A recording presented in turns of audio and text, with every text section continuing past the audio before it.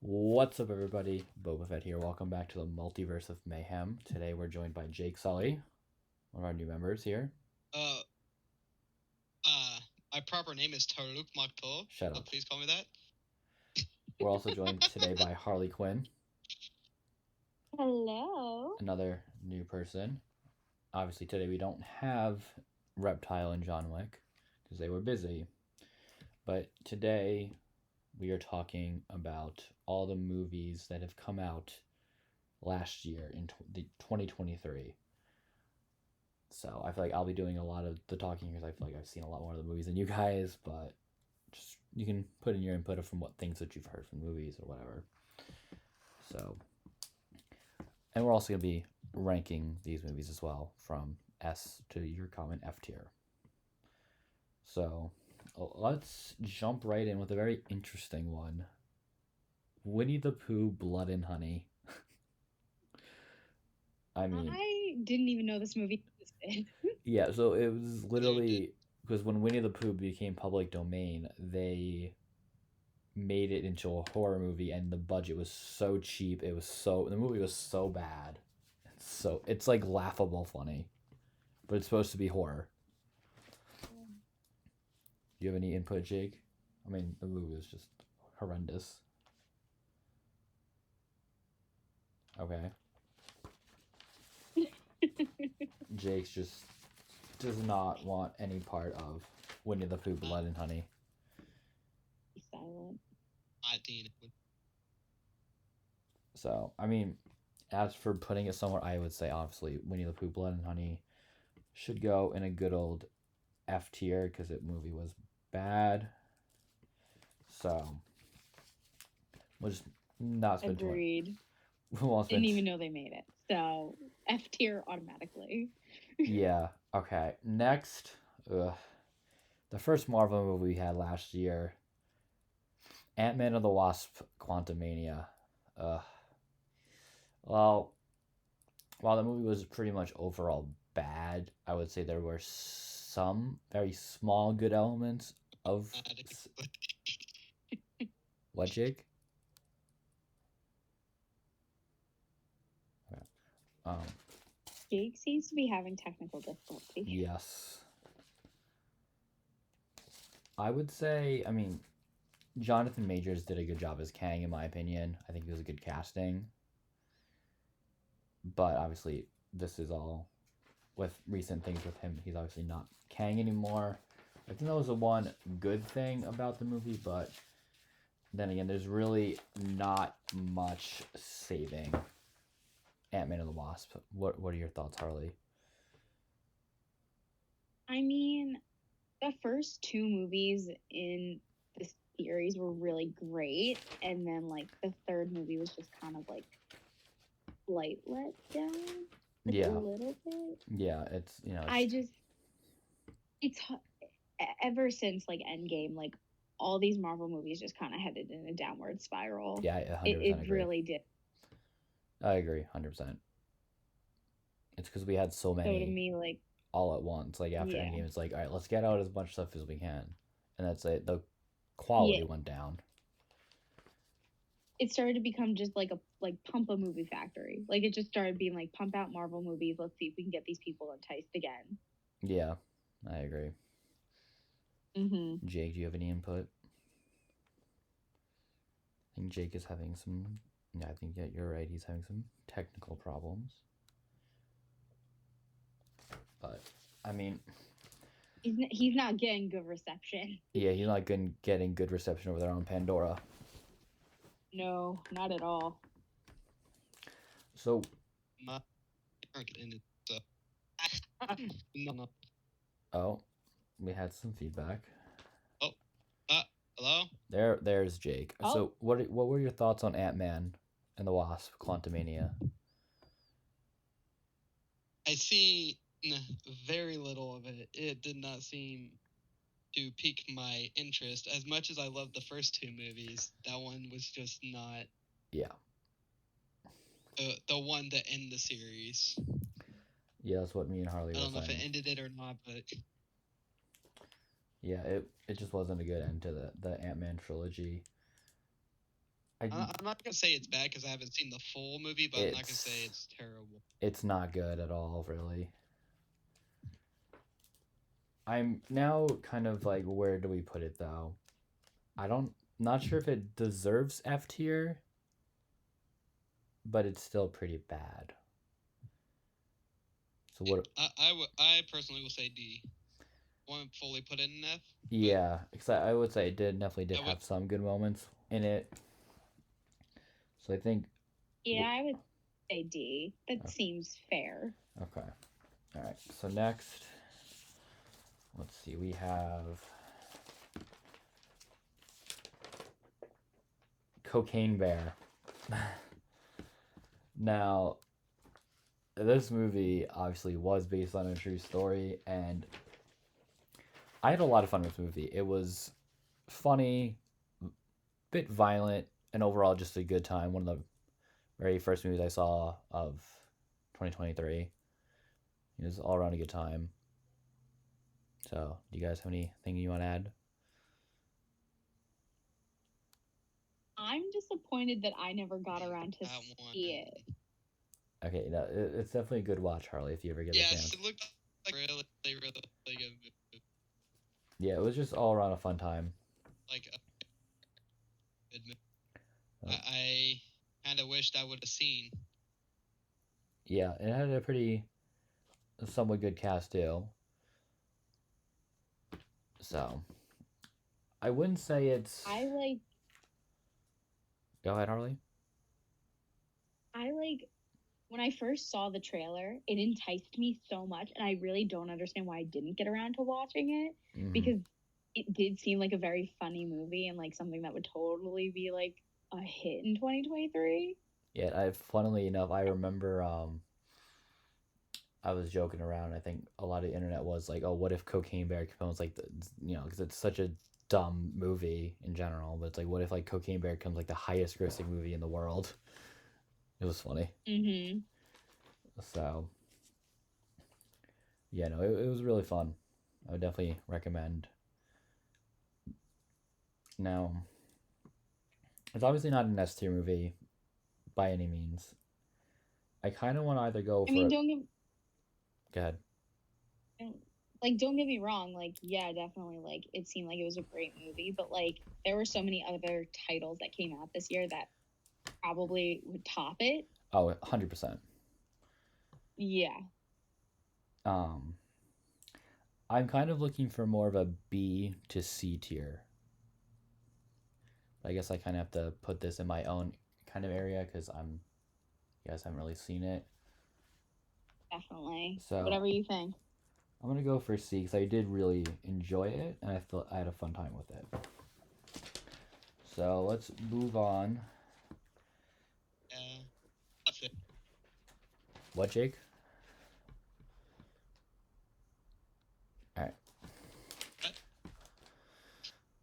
Next on we have here is Creed 3. Now, I think out of the 3 Creed movies that we have, Creed 3 was the weakest out of all of them. I just feel like there wasn't much there.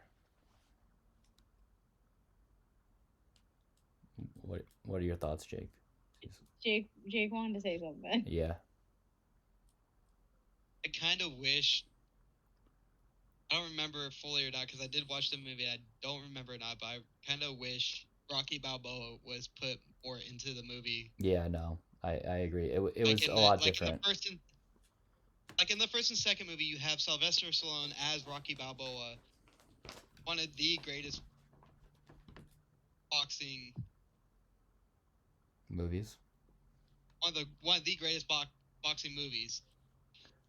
Yeah. And about a fantastic and amazing boxer who never gives up. I agree, and it's coming to the close of the Creed legacy. Rocky Balboa was off the charts. Yeah, no, the reason for that was because there was like some issues with like he didn't like the way the story was going, so they just like, okay, well, you're not in it then. And it was like a whole big thing. He said a lot about it. before the movie came out, and it was a whole big thing. Yeah, he said that he just wanted to take he wished that they would have taken a different direction with it. Yeah, that's why. Yeah, it's definitely the weakest out of the three. Um, I so, I mean, Jonathan Majors also did another good job as like the villain, but he really wasn't the best. And I just didn't think the story was that like compelling to like watch. You know what I mean? Mm-hmm. So, yeah, I don't know. What are we thinking for this one? I could see me more of like a C tier because it really wasn't fantastic. I feel like it was just It okay. wasn't terrible, but it wasn't. I feel like it's okay. I hate to Yeah, feel it's like it- decent. but like out of all the movies, like does it really deserve to be there? Like I feel like it can maybe go to D. Yeah, joint Ant-Man. Yeah, I feel like to me that's fair. Yeah, because it's not F tier. It's not horrible, but it's not anywhere like good. I feel like it's the same place with Ant-Man for me. I would say it's better Put than it above. I would say it's better than Ant-Man. Yeah. Like I'd rather Put it rewatch above Creed 3 over Ant-Man. Ant-Man. You put it above it. Okay. I would put it above Ant-Man. All right. So yeah, we can go for It definitely belongs above Ant-Man because Ant-Man, not it. All right. yeah. So Fair. That's just me personally. But yeah, no, I agree. It's definitely better than Ant-Man and the Lost Quantumania. That movie was not it. Mhm. So yeah, so we'll put that above Next that. movie. Okay. Next movie was 65. Now, when I first saw the trailer for this movie, I'm like, wow, this actually looks interesting. You know, we have Adam Driver in this like space sci-fi movie, but with dinosaurs. Like it looked interesting, but watching it, it was horrible. It was horrible. Like, See, this is another movie that I didn't even know came out. yeah, because it was that yeah, bad. It's weird. It was that bad. Harley- But It was I never even heard about it. it was that bad. Probably me and you are on the same boat. Like I So, don't even Just I don't know to what this Never movie heard of- is. just to I avoid never heard of this everything, movie until just now. I'm just gonna automatically put 65 in F tier because if that movie didn't come out last year, nothing would have changed because it was that bad. You didn't even know it existed. That's how bad it is. Exactly. It looked great, You but didn't even know he had a movie. it was bad. All right. Next up is Shazam: Fury of the Gods. This movie, I enjoyed it, but I didn't really love it. I think it just got caught up too much in like the whole family aspect, and it had a lot of problems.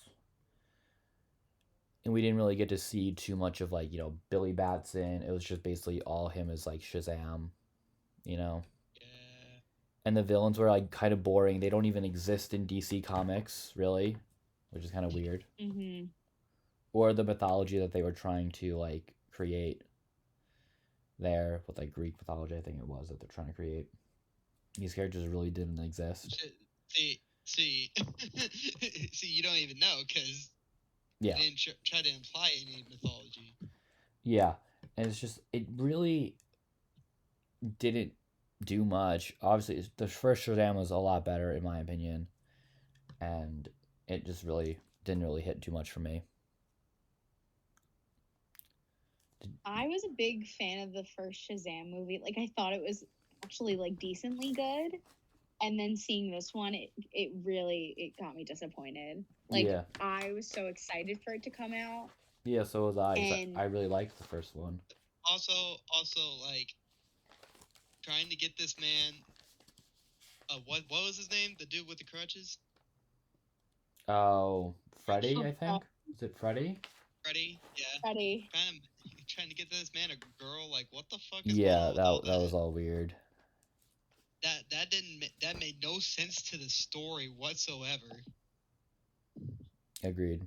Also, like, Asher Angel is like a decent actor. Like, Yeah, I'm and he just was a sad good that casting he for wasn't Billy in the Batson. movie more. Yeah, I agree. Agreed. So he was a good casting for He Billy. played Billy really well. And he had like no Even screen in the time. first movie, like, he did really great. And he had little to no screen time in the movie. I mean, don't get me wrong, Zachary Levi is a great actor. Yeah, that too. He does Shazam really well. Yeah. No, I agree. But, like, why can't they equal out the counterparts of, like, Zachary's character and Asher's? Like, yeah. Have equal screen time for Billy and Shazam. Yeah, and especially, like, really in this movie, like, seeing Zachary be, like, such, like, a child. I know, obviously, because he's a teenager, but, like, as, like, a superhero, but it's, like, it was a little too much of, like, him, like, showing his, like, child. Yes. In a way. I just now realized he was even in the movie. Yeah. That's how much I pay attention to the cast on certain movies. Yeah. So, I would say Shazam Fury of the Gods is definitely D. It's not F because it's not bad. It's not horrible. But it's honestly okay at best. And all the superhero movies are equaling out to each other. Yeah, I would say it's better than Ant-Man, but I don't know about Creed.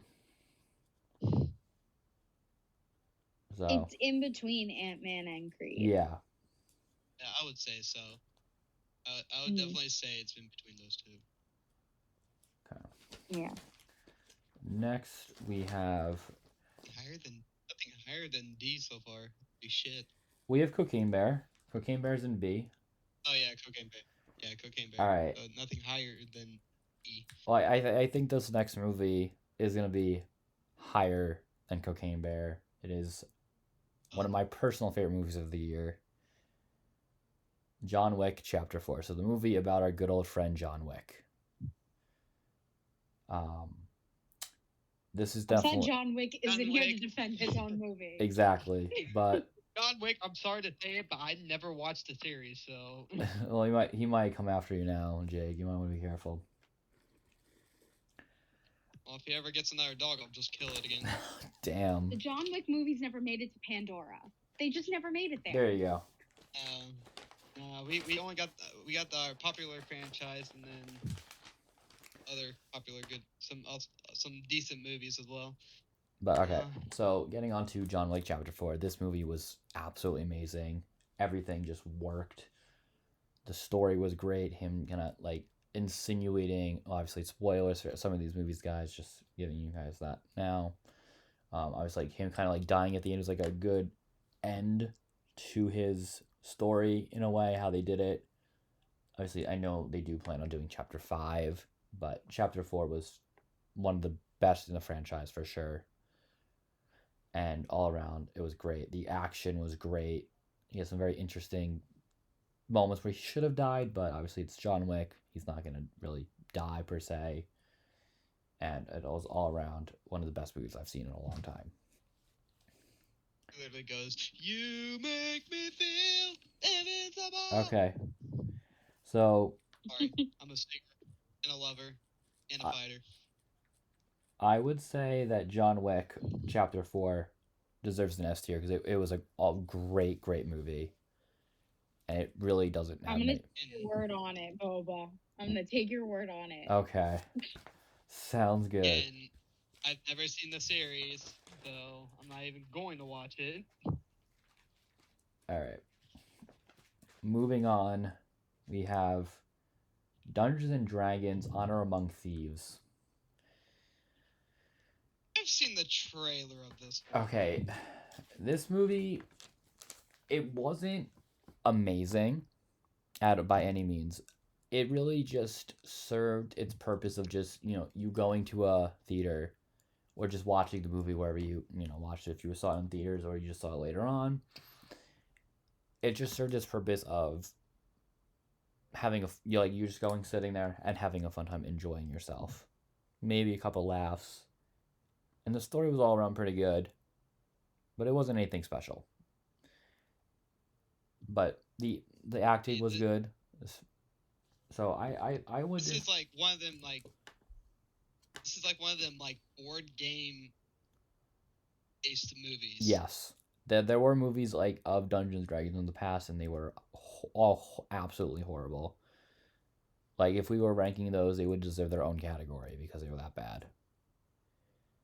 But in a sense, because Jumanji is another one of those movies where it had an older movie that was awful, and then the newer version came out and it was actually decent. Whoa! Do you think it redeemed hold itself? on, Whoa! Hold on, Harley. Hold on. I know you didn't just say that with me in the call. I know you did not just say that. The original Jumanji you think is Jumanji bad? Is the old with Robin Williams? Do not say that. I like the new Jumanji. I like how they modernized I mean, it. don't get me wrong, I liked that as well, but I mean, like, But you have The Rock. don't get me wrong, they're Dwayne good, The Rock but the Johnson original. and Kevin Hart in the same fucking movie, the most funniest of comedic duos. I mean, you can't go past the original. When it comes to Jumanji, I mean, that movie's great. The original Jumanji has always had a place in my heart. Oh yeah, same. Even as a kid, I would watch that, no matter how much violence is in it.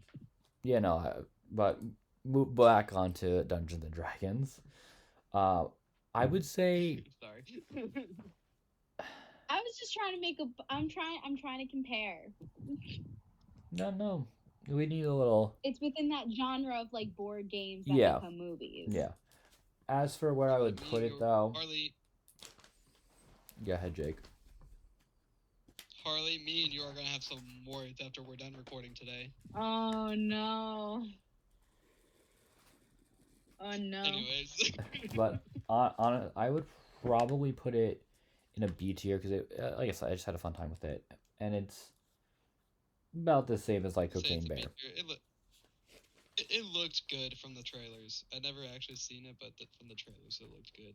Yeah, it was good. Moving on to another very good movie of last year is Air, a movie about creating the popular shoe that Michael Jordan wore, the Air Jordan. It was I really liked this movie. This was a great story. It was just made so perfectly and everything. All the acting was great in this movie. And I mean, it was incredible. I gotta say, the cast of this movie, right? Amazing. And everyone just did their, respected roles so well, too. I mean, you have a power duo in this movie. You have Matt Damon and Ben Affleck. Exactly, and they did work so nicely together. How are you gonna beat that? Yeah, I agree. That they were great. Of course, great. You have Michael Jordan in it. It was a really good story. Yeah, it was a great story to see. Once again, this is like one of those movies I haven't seen because I either A, haven't seen the trailer, or B, have no interest of seeing. No, oh my god. Definitely, if you get the chance, Jake, watch this movie because it really is an interesting story to see how they do all this stuff and how, Michael Jordan got his shoe and kind of what his life was like and what Nike was before the Air Jordan came out. Because they were actually going to go almost going to go bankrupt because they weren't doing so hot with in their athletic department. They would shut that down, and this kind of revitalized it. As a person who doesn't necessarily know a lot about sports and about sports history, it was an interesting movie to watch because it really it did expand your mind on it a little bit more, and to show where a sneaker that has literally made people crazy. This Air Jordans are the most famous shoe ever, and to see the story behind it is beautiful. Oh, 100%. I agree. Yeah. Now, on to one of the great movies of 2023. But before we do that, actually, what are we thinking Air? I'm kind of more. I wouldn't say Air is S tier because I don't want to say it's like perfect, you know. No, So I'm thinking an A tier for Air. I like A tier. It feels comfortable there. Yeah, agreed. All right, but now moving on to the Super Mario Brothers movie. My gosh, this because with video game It movies and adaptations, it's always you're always expecting them to be horrible based off previous track records when it comes to video game adaptations. And honestly, that's probably what This we were all one, expecting for this movie. But it, this one had the expectations that I was hoping it would have. yeah, and It was amazing it all knocked it around. out of the park. I mean, obviously, I Yes. think one of the biggest things that we were all worried about when it came to this movie was Chris Pratt being Mario. Being Mario, yeah. And yet, I was wondering about that. I was like, how's this gonna work out with Chris Pratt being Mario? exactly, but yet he did a But it good worked job. out. He did a great job, a lot better than I thought. And then Seth Rogen as Donkey Kong. Yep. And then we can't forget about the GOAT himself, Jack Black, playing Bowser. I mean, Oh he yes. was fantastic in that role. And then just out of the blue, we get the music. We get one of the best songs ever from last year, Peaches. I wouldn't say best. I mean, come on. But It was great. It's something you didn't know out of that you all needed. out of all the movie soundtracks that came out this year, Mario. Peaches was the most popular for a very good chunk of the year. Oh, 100%. And it's like even without that, like the soundtrack in the Mario movie was awesome. It was very good. I mean, you had yeah, like obviously. it was amazing. I'll give Warner Bros. That. Yeah, the soundtrack was amazing. Yeah, no, that soundtrack for that movie was. I feel like, in my personal opinion, this is nothing towards the movie. This is nothing towards soundtrack. Just personally speaking, in just my opinion, Peaches was one of the most overrated songs of 2020. But it's something that you didn't know that you are needed. gonna have words after we get out of here. Exactly. There might be a hit on you. With Peaches. And Don't mess with Jumanji. And Jack Black was with Peaches. Okay. But Jack Black just killed it. That's something we didn't know that we needed, and we got it, and it was great. And I'm very excited to see what they're going to do for a future Mario movie if they continue doing this, because obviously this one did so incredibly well. But the other plus side I want to add to that is that they added the original Rainbow Road. Right. There was just so much great about this movie. Now, as for where do we put it? Here. Yeah, I'm kind of leaning towards that. It was great. What do you want? Yeah. Okay. We're obviously now at this point we're getting into the better movies of 2023, because I've realized kind of like a trend when it comes to movies during the years is you start off with like some like okay movies, and then once like April or to like May hit, or March or whatever, those are when like they start pumping out like the incredible movies, kind of like what we're getting now. We're in that era, we're in that time period. It was like we're getting all the good movies now. But moving on, the next one I have on here is Renfield. I'm sure none of you have seen this. No. Renfield is fun. What, Jake? I've never heard of it. Okay, Renfield is about Dracula's assistant Renfield, and kind of like his life. Nicolas Cage was in there. Nicolas Cage was Dracula, and it was so funny just to see him as Dracula. I mean, the movie was enjoyable. I had a fun time. It was very gory, I will say, but it was fun. I had a lot of fun watching this. And I definitely recommend if you just kind of want to laugh and just obviously see Nicolas Cage look like Dracula. I did hear of this because I watched some trailers while watching YouTube, because YouTube likes to put commercials as their ads nowadays. Anyways. But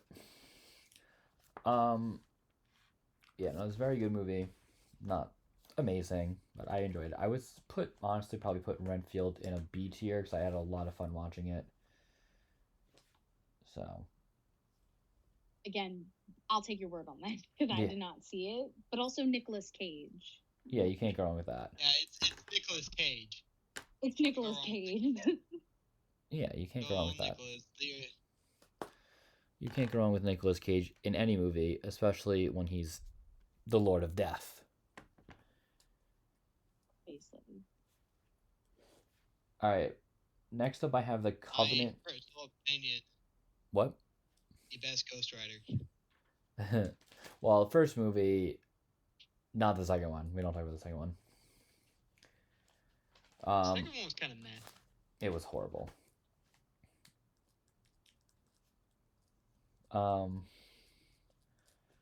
Next up, I have the Covenant, which was, I don't really remember it too well. It was kind of like a war movie with like Jake Gyllenhaal. We just like go rescue some guy. I think I don't know. I don't really remember too much of it, but I'm just to save some time, I just put it in C tier because I don't really remember too much of it. But I remember it was at least decent enough where it wasn't horrible.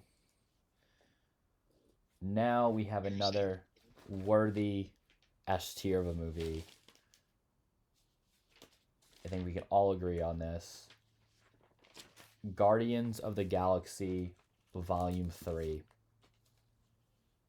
S tier for sure. I mean, what's to say about this movie? I mean, James Gunn once again just knocked it out of the park with this movie, proving that he's one of the best directors ever. I mean, the story. I don't think I've seen this one fully. Oh my god, the story that he tells. I completely enjoyed, but from what I've seen of it. Yeah, no, it's one of the best stories of the MCU for sure. I mean, one of my favorite. You got all the original. You got all the original characters, all the original actors. Yep. I mean, I can't complain. Yeah, I mean, it's James Gunn just made this movie so well, down to like everything. You know, the story. It was telling Rocket's backstory, the High Evolutionary. You know, it's just heart-wrenching. It's sad. It's funny, and he just plays with your emotions throughout the movie. And he just did it so well. This movie made me cry more than Endgame. Yeah, I mean, movie was seeing Rocket's backstory literally just brought me to tears. And 100%. It movie was James Gunn just knew what he was doing, and I think it was actually a really interesting detail that I feel like a lot of people didn't pick up on in Guardians 3 was actually with Cosmo the space dog, because in comics Cosmo's a boy, right? But in the movie, James Gunn changed Cosmo to a girl in order to a way to memorialize the dog that died in space. Because I thought that was a nice touch. Yeah, and I'm like, that's actually interesting that he did that to memorialize that dog that actually did go up into space and actually did, unfortunately, die in space. Little ode to history. Love that. What interested me the most was Rocket's backstory, because it shows you where he came from, how, and being able to walk and talk like a normal person. Exactly. Came to be like. Exactly, hit the friends that he made and just how utterly sad that was seeing what he went through. How that whole entire process took place. Yeah, no, it was honestly. It was awesome. This is the one Marvel movie that actually came out good this year. Yeah, agreed. 100%. Yeah, it was one of the best things I've ever seen. Very amazing movie. Just like my second movie. If you haven't seen it yet, please go see it. Oh my god. Well, that came out in 2022. I know. I'm sad. But, I mean, Guardians 3 was... Also, we can't deny that James Gunn, and I'm so happy that he did it, the first ever F-bomb in Marvel history. Of course, it was James Gunn, and I love that it was him, and that scene was just so out of the blue and just popped up out of nowhere, and it was so funny. with the car door. It was great. I love that scene. And yeah, it was all around one of the best Marvel movies ever. I will say that till the day I die. Agreed. Yeah, that is a complete and total S tier right there. Yeah, definitely. All right, moving on, we have Fast X or Fast and Furious 10. Now, obviously, Fast and Furious. Oh my god. Okay. I wasn't a big fan of this one because I think, especially it after. kind of didn't make sense. Okay. I'll try to break it down, but obviously after 9, I'm like, okay, yeah, I'll see it. It's like, I didn't like 9. 9 was bad. I didn't like 9 at all. So I'm like, okay, well, what are we going to expect for X? Or 10, whatever. And I gotta say, I was thoroughly impressed with 10. And I had one of my best movie theater experiences watching 10. I did see a 4D movie, and it was so much fun. I had an absolute blast with the seats moving and everything. It was great. But well, I think this one's actually, it's one of my favorites, actually, of the franchise. I know it might be a little hot of a hot take, but I think... This one was definitely not my favorite. I mean, it's not my favorite. 5 will always be my favorite Fast and Furious movie. But Tokyo Drift will always be my favorite movie. Well, that's a good one. But it's like, this movie, 10, was directly, like, kind of had something to do with 5. And I think Jason Momoa, at the end of the day, was a great villain. He was crazy. You know, as a villain, yeah. He was villain, yes, I will say crazy. that. But as Reyes' son, no. Yeah, that was... I'm like, okay, whatever. But I'm like, wow, this man is, like, actually, like, messed up in the head. And could actually pose, like, a big threat for Dom. If it was, like, somebody he was mentoring and not his son, I could see more of it. But I could never see Jason Momoa playing a character as his son ever. Yeah, no, I mean, he really did an interesting job as a villain. Like, he was just crazy. He was just like a lunatic. So, yeah, but I will say, though, you guys were saying that, was it yours is Fast 5 and Jake likes Tokyo Drift. Right. I'm a fan of Fast 8. Okay. It's my favorite. Fate of the Furious was a good one. But this one comes in at a real close second because the way that it left it on such a cliffhanger for the next one, right? It just made me more excited. And also seeing Giselle return at the end, I'm like, yeah, of course she's not dead. Oh yeah. I like that. You know. When I saw that, I was literally jumping up in my chair. Yeah, no, it was nice to see Giselle again. Part of the movie was Giselle. Giselle, yeah, it was nice. Because you expected in 6 that she was dead. That far height in a fast-moving plane, she would have died. But you know, obviously, she would have died. Obviously, the rule is, if you don't see a body, they're not dead. So that's always the rule. But no, 10 is definitely probably my second or third favorite Fast and Furious movie, I will say. It's definitely second favorite for me. I mean, it was really interesting to see the whole dynamic and how it kind of unfolds now. Like, because we're like part of I think we're really actually this time in the end. But who knows? Mm-hmm. But I would say Fast X is a very high B tier. I wouldn't say A. Yeah, that's what I was thinking. And it's nowhere near F. So, let's go. I'll say low A, high B. Yeah, I'm going to go for a very high B because I had a very fun time watching this movie. Now, onto we had some good ones. Now we got to go to a bad movie. Really? We're going to a bad movie? Oh, damn. I thought we already got rid of all those. No, we got the the live-action Little Mermaid. That movie. I would already... Because even with I didn't watch it because... It's bad. It's bad. I was annoyed by it when I was younger with the cartoon version of it, the original version. I mean, the original is great. Was- That's like a classic, but No, it's I'm not saying it's bad, but I just got really annoyed by it because all my sisters wanted to do was play it over and over and over again. I'm like, oh my god, I need to go somewhere else. yeah, no. I mean, the fish were creepy. I mean, I just don't think what is it, Halle Bailey, right? Was a good casting at all. It's just I don't really think anybody was There cast definitely was not very good casting. at all. I mean, she wasn't even a redhead in this movie. I will say though, she has a beautiful voice. Yeah, but She it's does a like great job, but also the direction they took with it was not the greatest. no, not at all. I would also like to mention. I would also like to mention this is the first Disney princess movie that includes a black female. Yeah, I think that was also a big Yeah. controversial thing that Disney did, especially when it came to Ariel. But I really didn't like it. I'll give Disney that they did have a great idea of putting a black person, like a black female. No, nowadays you rarely see any black female princesses. That is true.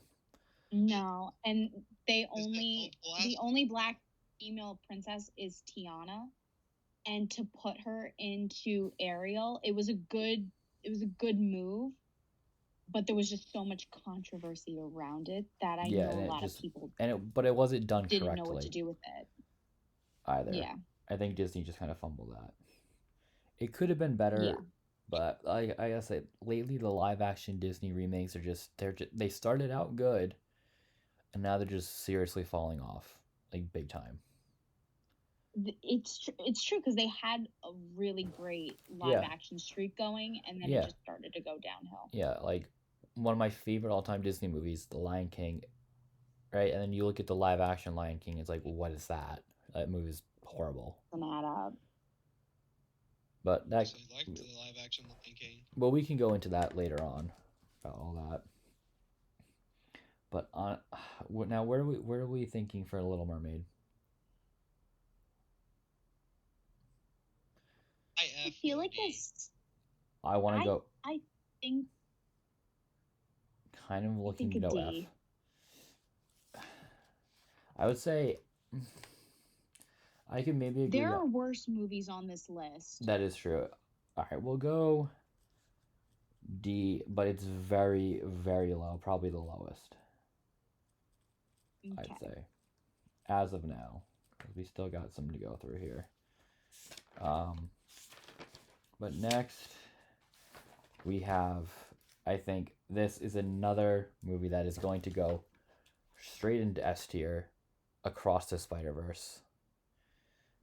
I mean, Into the Spider-Verse was already a fantastic movie, and Across the Spider-Verse was also a fantastic movie, bringing like so many different things. Like we had Miguel O'Hara, which was portrayed excellently by Oscar Isaac, and just the story, like all the canon events and him trying to and the spot, like, because I think what's interesting is like beforehand was like when you first saw the first show, like, oh, who the hell is this guy? Like the spot, he looks like the dumbest possible villain. Like maybe he's just like a filler villain, and they'll reveal like the true villain later on in the movie. But no, it's like over time he gets like this more sadistic and more powerful.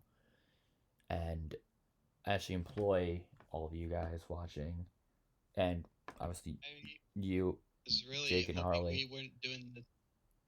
Hold on, Jake. I was really hoping. Hold on, Jake, 1 second.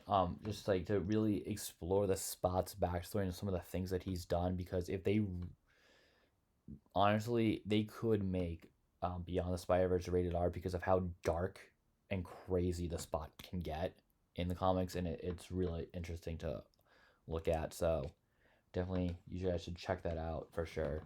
But what are you gonna say, Jake?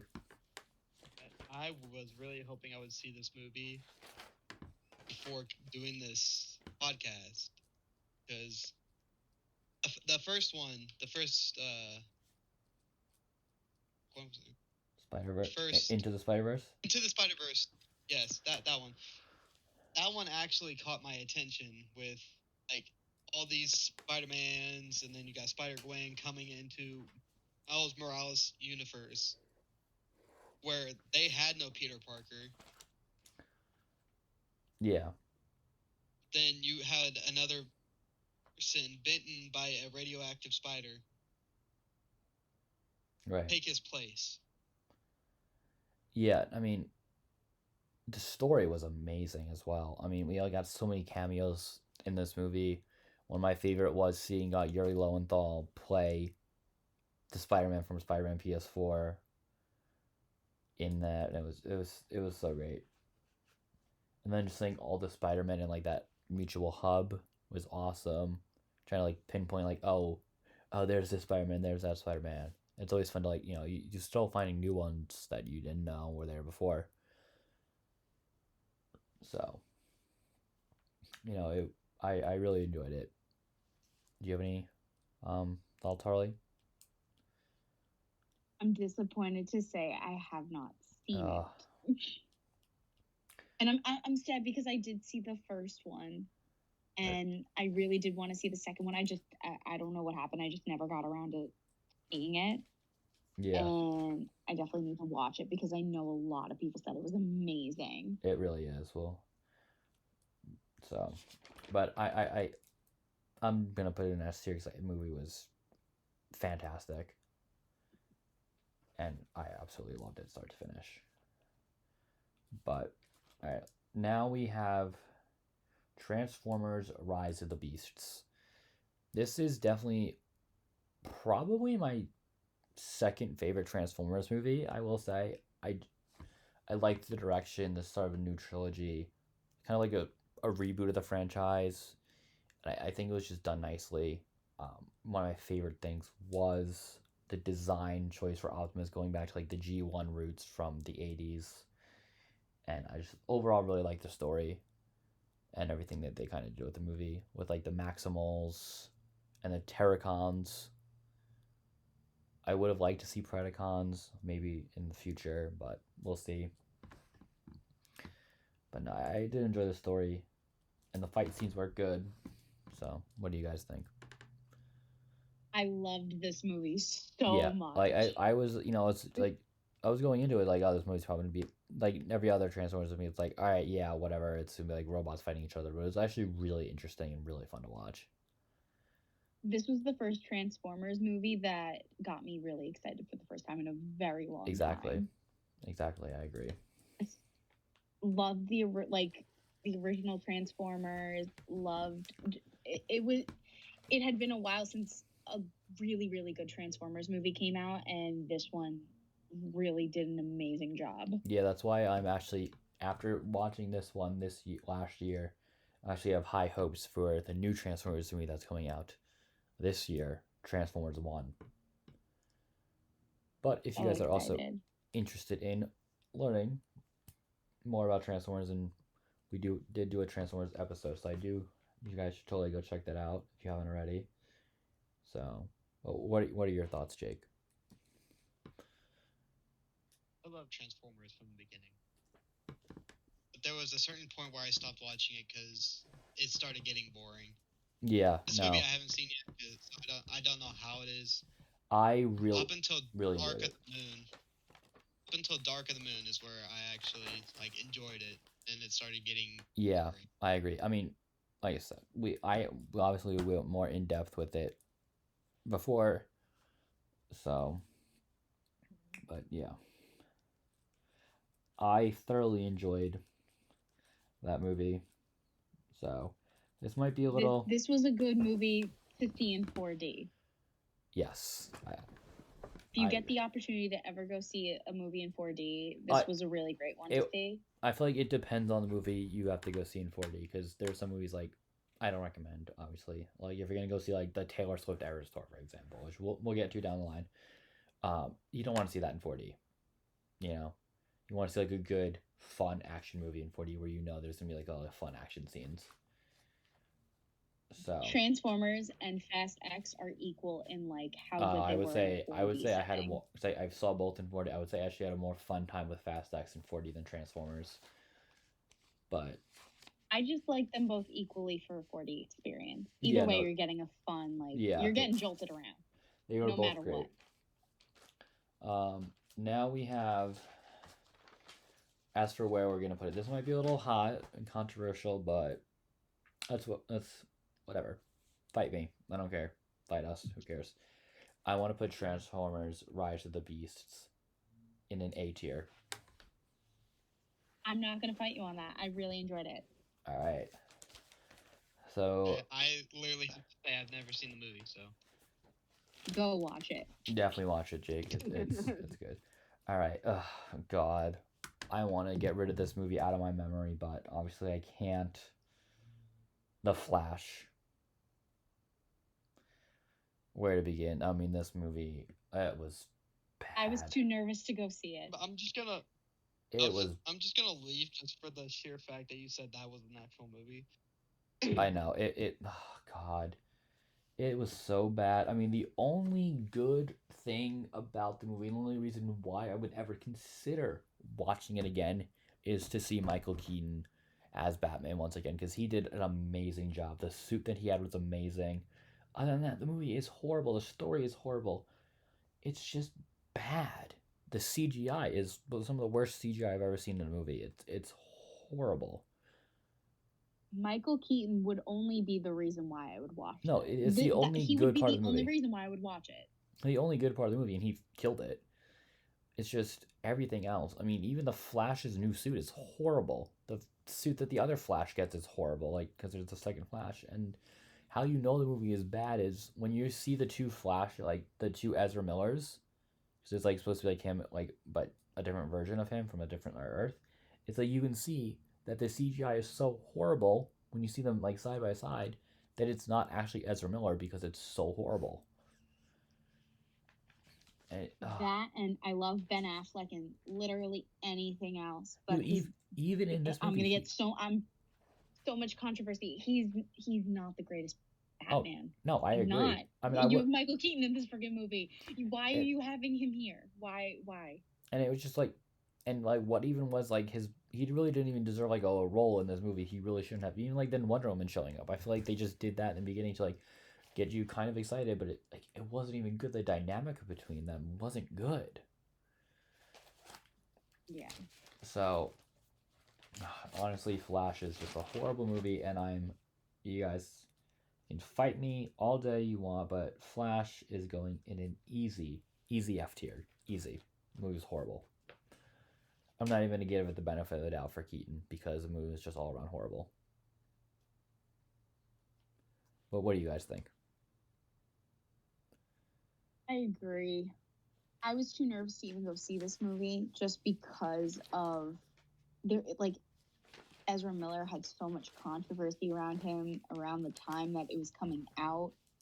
And I was just so disappointed in what they were doing with it that I didn't want to see it. But Michael Keaton was in it, and even though he was in it, I still couldn't get the courage to go see it.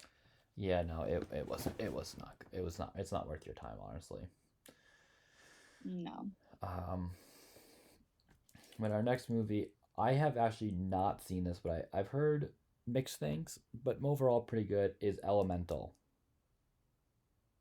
Oh my goodness.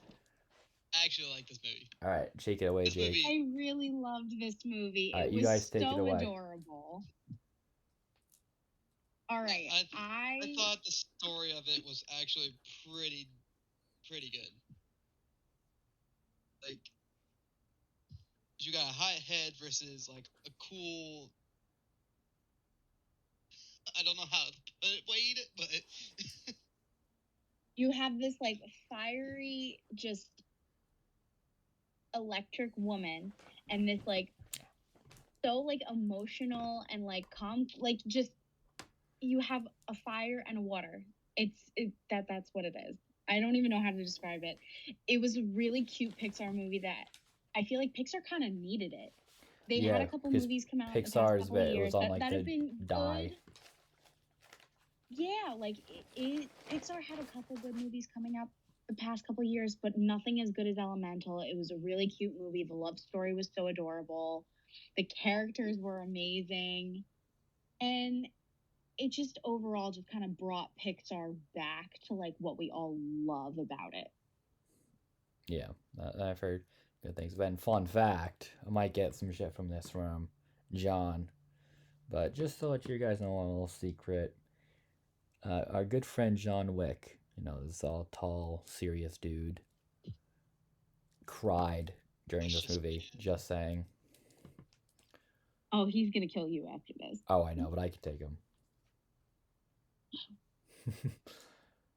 So, where would you guys put Elemental? Elemental, I would say, is like, I want to say C The- tier because it's Okay. a good movie, but there are a lot of other movies that came out this like the past year that were a lot better than it. For a Pixar movie, it would be S tier, but like for overall like movies of 2023, I feel like a C is solid.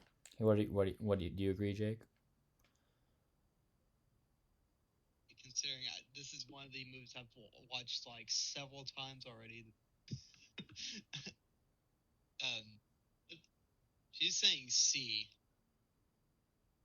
You guys have to come to I'm mutual gonna agreement say- on this. I have not seen it. I'm gonna say icy low B. Okay. Low B, high C. Would you agree? Yeah, Okay. So we'll just leave it in C, but we'll do high low C. B, high C. We'll leave it in a high C. Okay. Next up is No Hard Feelings. Now, when I'm going into this Never movie, seen it. do you see it, Harley? I did not see this. Okay. I saw this movie, and honestly, I had a lot more fun with the movie than I thought I would. I laughed a lot more than I thought I would. It's all around. It's kind of like a rom-com in a sense, but not. I don't know. It's weird, but I highly recommend you guys go and watch this movie. It was a lot of fun. We got some great performances from, I believe it was Jennifer Lawrence. Yeah, she was great in this movie. I forget the other main guy's name, but all around, really fun to watch if you want a good laugh. So, I'm thinking probably a C tier. Like, it's not perfect, but it's a fun time. So I'll put that there. And then moving on, we have, what's next? I have Asteroid City. Have either of you seen Asteroid City? No. Jake? I'll take that as a no. Another tier that's. Oh, what was that? Oh no, you need to make another tier that's saying never seen. So Okay. Well, I've seen Asteroid City. What to say? I mean, I didn't hate it, but I don't know if I love it because I was honestly just very confused about what was happening during this movie. But it was good. I mean, the cast was one of the most stacked casts I've ever seen in a long time in a movie. It's just, I honestly don't get what happened. It was like this weird town, and then like an alien shows up, and it's like a play, but I don't know. It's really weird. Like, I wouldn't say I hated it. You know what I mean? I'd also probably want to go for that in C tier because I don't. Like I said, I'm just very confused of what actually happened in this movie. So, yeah. But moving on to something that I'm sure we've all seen, or at least know of, is Indiana Jones and the Dial of Destiny. I mean, this is one of the only Indiana Jones I think I've actually wanted to see, but never got around to doing so. see, it's better than the Crystal Skull, but it's not. I wouldn't say it's better than like Raiders, Temple, or Last Crusade. It's okay at best. I wasn't like I didn't want when I walked out of the theater. I'm like, wow. I almost like, wow. This is like the rarest thing I've ever seen. I'm like, all right, it was just okay, whatever. But I wasn't thrilled about it. It had some There good are moments. better Indiana Jones movies. Oh, 100%. I mean, first three are fantastic, and obviously we don't talk about Crystal Skull because that movie was horrible. But it's Yeah, no. Dial of Destiny is at least better than that, and for that, I would like what are your thoughts on this overall though, Harley? It was okay. I mean, I'm an Indiana Jones fan. Love a good Indiana Jones movie. Right. It was just okay. Like I didn't find anything Yeah, amazing about it. I could see putting in like a possibly like a D tier, but like higher up. Yeah, I feel like that's fair. Yeah, because like it wasn't anything special, but it was enjoyable. Exactly. You know, and it's like he was old. We didn't really need it. We should have just let it die with Crystal Skull, but or just I mean actually we should have just let it die with Last Crusade. But that usually is not what happens. All right. Now, you guys ever heard of that movie Ruby Gillman, Teenage Kraken? Yes. Because my God, was that horrible. I didn't hate it. I thought that movie was bad. Jane Fonda's in this movie. Okay, like that's gonna save it. It's still bad. There are a ton of great actors and actresses in Okay, this but movie. Okay, but you could still have like the best cast ever, and the movie could suck. I thought the storyline was good. I just thought the way that it was executed was not the greatest, but it was a cute movie overall. I kind of want to put it in a F tier. No, it doesn't deserve that. Like one above F. So fine. So you're wanting to putting it in D tier. Yeah. It'll be a very, very low D tier. Come on, it wasn't that bad. It was. I thought it was that bad. You have Jane Fonda. You have Liza Koshy. You have Miss Alexis from Schitt's Creek in this movie as the Queen of the Sirens. I mean, come on. Whatever. Oh my God. Okay. Next, I have Mission Impossible: Dead Reckoning, Part 1. Another one that I've never seen. Oh my God. Did not see it. Where to start with Mission Impossible: Dead Reckoning Part 1? I mean, usually when sequels come out, they tend to get worse over time. I feel like that's not the case with some movies. They get better and better. And obviously, Tom Cruise is one of the best action stars out there. The stunts that he does in this movie just get crazier and crazier when he, drives a motorcycle off a cliff and then goes into like a base jump. I mean, Dead Reckoning Part 1 was a fantastic movie. Highly recommend. And very excited to see the end of the Mission Impossible movies, I believe, coming next year. And it just proves that this movie just proves Tom Cruise is one of the best action stars of all time. Time and time again with this movie. The story is great. I feel like, and it's also very kind of keen to like what could happen in today's world. It's kind of like an AI system taking over, and they have to like try and get rid of it. And it was really good. I'm also kind of tempted to go for this in S tier because I really did think this was a great movie. But you got movie. How could you not put it in S tier? Well, true. All right, now this next movie is one of my personal favorite movies of the year, and it's easily in my top 5. Oppenheimer. I mean, oh, we're getting to Barbenheimer weekend. We are, and Barbie is next, but we'll get to that movie in a minute. But I mean, what to say about Oppenheimer that probably you guys haven't heard already? I mean, Christopher Nolan has proved yet once again that he is if not the greatest director ever. I mean, the casting and just the script and everything that he made for this movie was like almost perfect.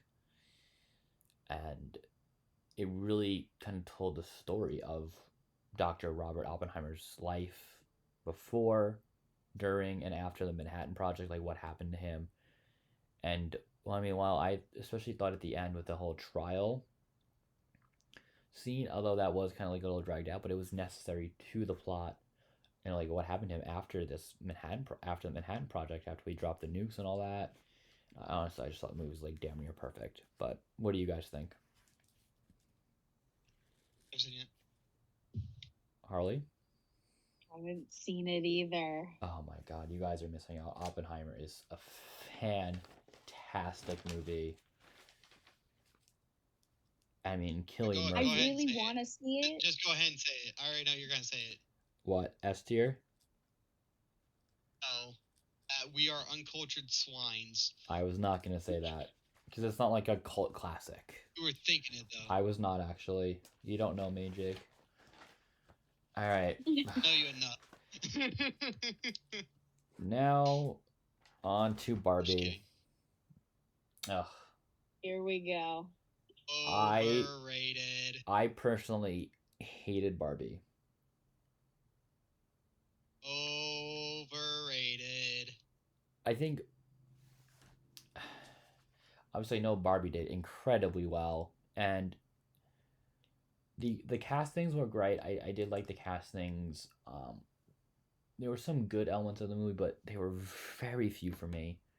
And if you like Barbie, good for you, but I hate it. I did like the Ken song. I think Margot Robbie's a good casting for Barbie, but I didn't like it at all. At all. I thoroughly enjoyed Barbie. I mean, everybody has a very controversial opinion about it because everybody thought it was going to be something totally different, and then people walked into theaters and they were either disappointedly surprised or really, really surprised with the outcome of it. Yeah. I definitely say, like, in like a younger sense. Okay, Mr. Overrated. I definitely would say for girls who are a bit younger, they probably didn't understand it. But for a lot of the older girls out there, they definitely appreciated this movie. And Margot Robbie as Barbie was a perfect casting, and Ryan Gosling as Ken was absolute pure genius. Yeah, no, I agree on that. The casting was good. It's just I think the message of Barbie was just like that men suck. And that was kind of the whole You plot. suck. It's okay. But that was like the whole plot of the movie, and it didn't have to be that. You know what I mean? It's just like, yeah, here we are. Yeah. Men suck, women are the best. Like, I feel like that's like kind of like a common theme now. It's like in movies, it's like we're trying to make men uncomfortable. I'm like, that's not why I want to go see a movie. You know what I mean? And I see it A from lot of us both men suck perspectives. because yeah, no, we're I do stupid. too. But I see from both perspectives. From a woman's perspective, it was a great and empowering film. yeah, I For can a see that. guy's perspective, I could see how rough it could be.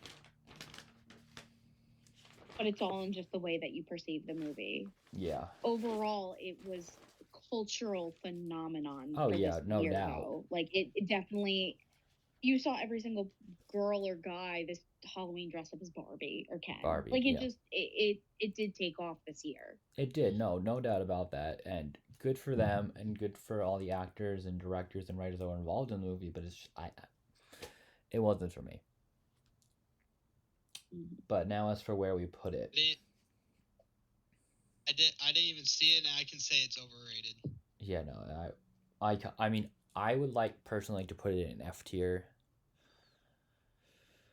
You can't do that. I can. I very much don't, could. No, you don't beat me. can't. It's overrated, but it's not that overrated. I would say It's not that overrated.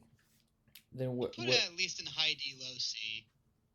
With some respect on it. What? I would put it in C for at least the decency and respect for it. It won Okay. a lot of awards so far this year. Okay. Honestly, it did. It did. I will give it that. The It definitely won a soundtrack lot of swept up Okay. so I'll many put it in. awards, and the as- movie itself. I will put it in C tier, but low. All right. Now, this next movie was a complete shock to me when it came out, and I'm like, when I first saw it, I'm like, okay, this could be good, but then again, I wasn't really expecting much, but it completely blew me away with how good it was. And this Teenage Mutant Ninja Turtles Mutant Mayhem, I mean, blew me away with how I actually wanted to see that, but I never did. it is actually shocking. Like, because one of the things that I really, really loved about this movie is like that all the actors who played the turtles were like 12-year-old boys, and I love that about it because it's like they're actually young boys who are like what I'm trying to say is like,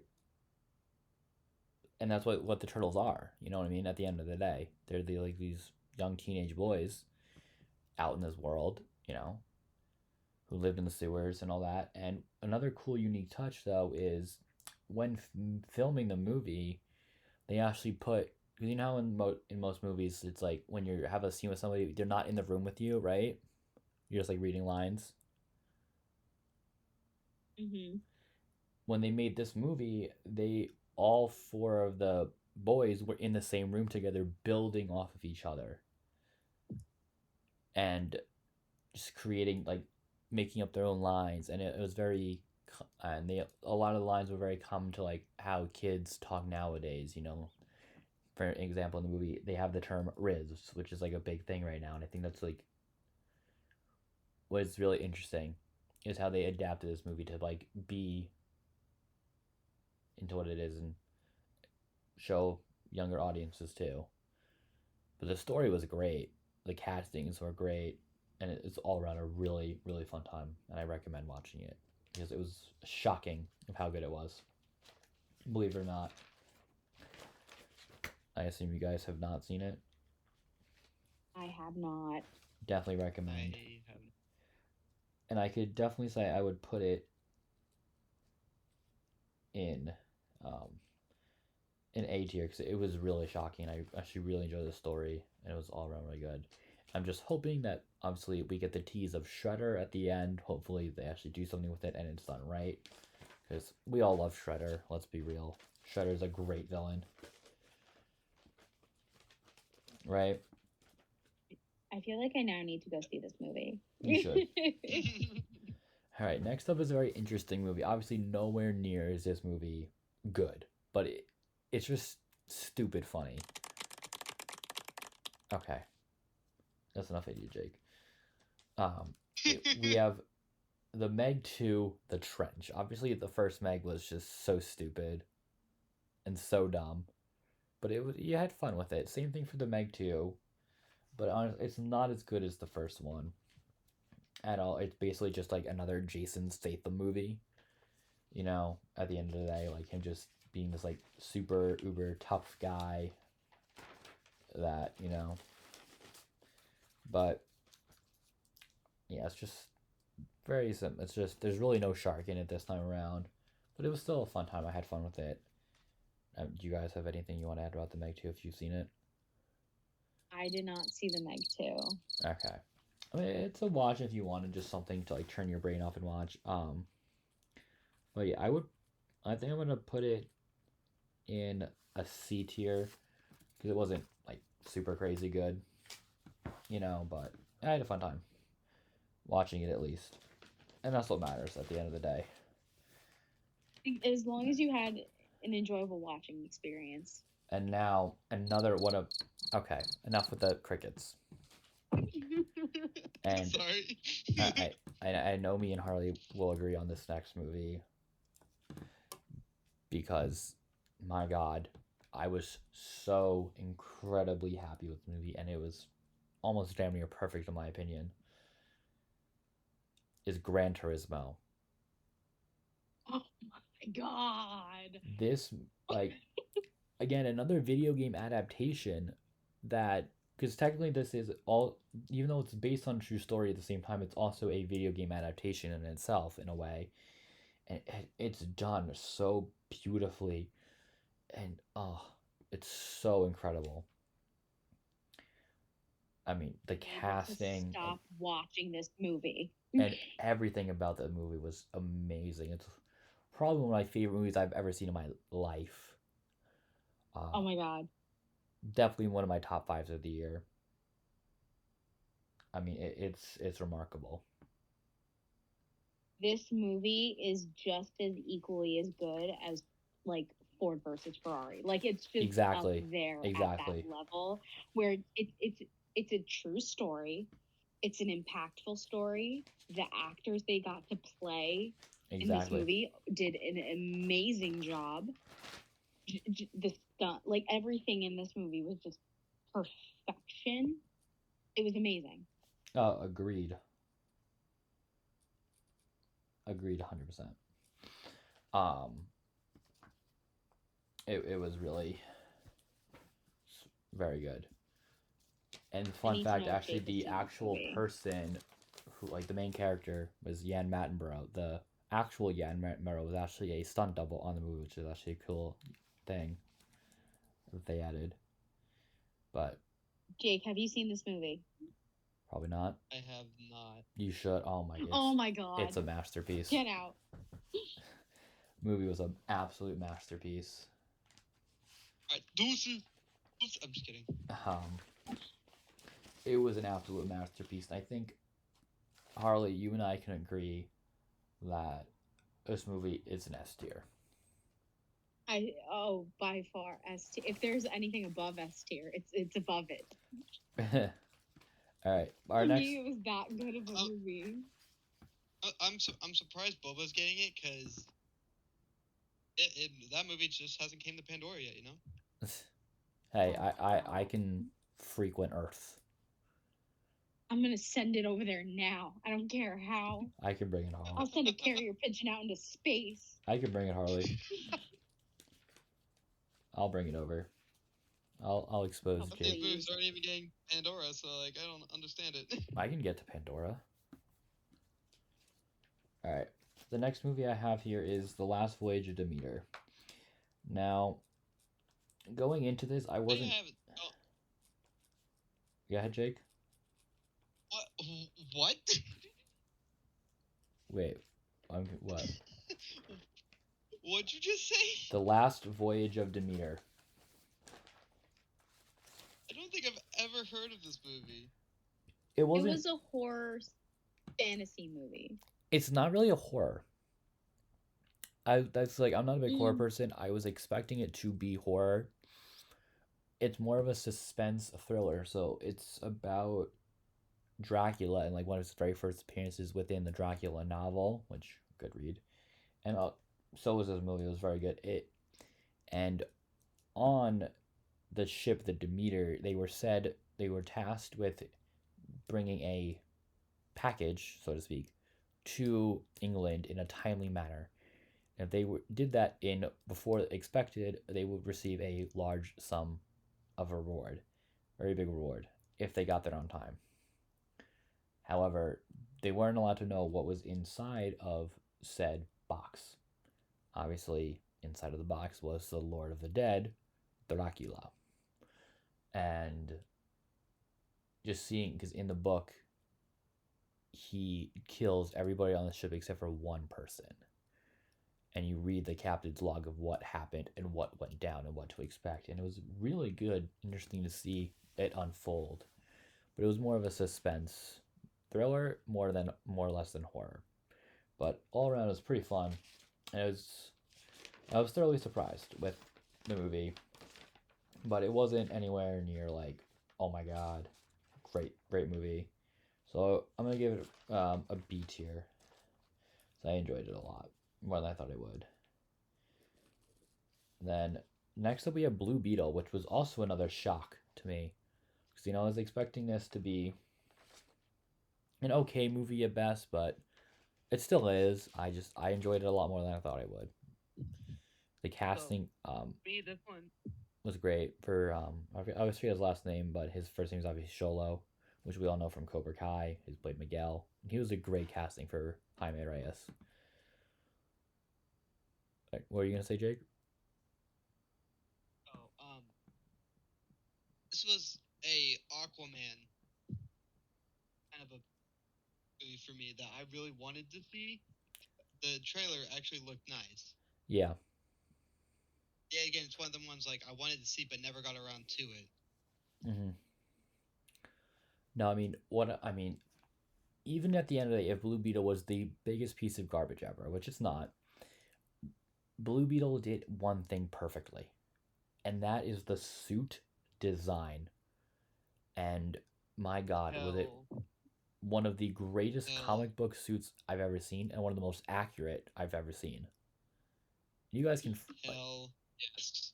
I mean, and the good thing about it, it wasn't a CGI suit. You know, he was actually in the suit, and that's always what makes it better is when there are no CGI suits, because CGI suits can often be really bad. They look so weird. They look weird because they're not real, but like when you're actually in the suit, it looks so much better. That's why, like, for example, the Iron Man suits kind of like they started to look a little weirder as we went on in the MCU but in Iron Man 1, the reason why he looked so cool and intimidating was because when he was in Mark 3, Robert Downey Jr. was actually in an Iron Man suit that they made for the movie. After that, they just did CGI suits. But that's why I just don't like CGI suits that much. Well, yeah, they can look cool, but they're just not the same as like actually the actor being in the suit, you know? Yeah. But what are your thoughts on Blue Beetle, Harley? I did not see it. I wish I did because it did look really interesting. Yeah, a lot of it's about family again, but it's still overall very interesting. And I do know that James Gunn is going to keep him as Blue Beetle in his new DC universe, which I'm very excited about. He did definitely do a good job. Yes. I do want to get around to watching it because I did hear such good things about it. And I don't know. I have nothing to say about it because I didn't see it, sadly. Although while not great, it's average at best. I think I'm gonna go for a B tier with Blue Beetle. So I had a good time with it, but it wasn't too great. Now, The Equalizer 3. What are our thoughts? I didn't see it. Jake? I didn't even watch the second one, so. Okay, I have not seen it, but I have heard many great things about The Equalizer 3, and a lot of people have said that it's probably one of the best ones from that franchise. So maybe. I have an outside source. Okay. Someone who I know. Okay. Who said it was a really great movie. I did not see it personally, but my outside source said it was amazing. So that's all I have to say about it. Okay. Good. Now, my hyenas really liked it. Okay. As for like where to put it, I'm not sure because like I haven't seen it as well, so I think maybe we'll just like leave that out of the ranking. Again, yes. There should be a tier that says never seen. Yeah. So we'll just say it. Now next up I have here is Dumb Money, which was about the stock markets and stuff like with GameStop and all that. So very fun and interesting. No, not it was fun. It was very interesting to like kind of like see what actually happened with this story, and the castings were good, and see how this whole like story unfolded because it's a little more modern. Because you know when it comes to like seeing like movies that are based on true stories, it's like it's all usually pretty old, right? And you don't really see like more modern stories. You know, I think that was really interesting about Dumb Money was that it was more of a modern story, similar to like kind of like what Gran Turismo was in a sense. You know. Yeah. What are your guys' thoughts on this movie? I really wanted to see I really wanted to see Dumb Money. I didn't get around to it, but I just do think it's interesting because usually when you see like these like kind of, I don't want to say documentary because that's not what it is. No, Like it's these based kinds on a of true movies story. that are about like, yeah, like these based on a true story movies. That's more the Yeah, proper term to call but it. they change a lot of like what actually happened for reasons. Yeah. I just think it was interesting they did, like you said, something a little bit more that like happened like Recently. more recently, like in the past couple years. Yeah. Like usually you're getting stuff from like anywhere from like 1920s Or even further back. kind of marks that like even further back. Like you're getting these movies that were based really, really a long time ago. Even like 1980s, I feel like it still even feels like that was a while ago. Yeah, no, agreed. But you have something that's more modern. It's got to be an interesting movie. You know, agreed for sure. So as for where I'm gonna put, I think I'm gonna also put that also in B tier because it was all around. I enjoyed it and it was interesting to see that story unfold. All right, we're gonna rapid fire through these next two because they are horrible and there's really not much to say about them. Expendables 4, terrible. It was just it didn't need it. It didn't need it, but I don't know what it's about everything getting these fourth sequels several years later. Oh, we lost Jake. Oh, Jake's back. Oh, and he's back. Expendables 4 was terrible. I don't recommend you see it. Watch the others; those are good. I didn't see it. So it's really not much to say. It's just not good. It's one of the worst things I've seen in a while. I'm super upset. The sheer fact that I've moved my computer back just a little bit, my computer enough to disconnect from my internet. Good job, Jake. Anyways. So I know we didn't really do too many horror movies on here, but I just wanted to briefly talk about The Exorcist Believer because that was so horrible. One of the probably the worst horror movie ever. Up there is horrible. And yeah, those are both easy F tiers for me at least. I don't know what you guys think. I didn't see either of those two movies, so Don't waste your time. perfect. All right, now Harley. Although this is technically not a movie, it's more of a concert. It has to be included, and Take it away. Also, as resident Swiftie, I have to talk about it. Take it away. All right, the Taylor Swift Eras Tour movie is an amazing concert movie. Obviously, Taylor Swift as a whole is controversy around anybody. You have your Swifties who love her, and you have people who don't. I am a Swiftie. I love her dearly.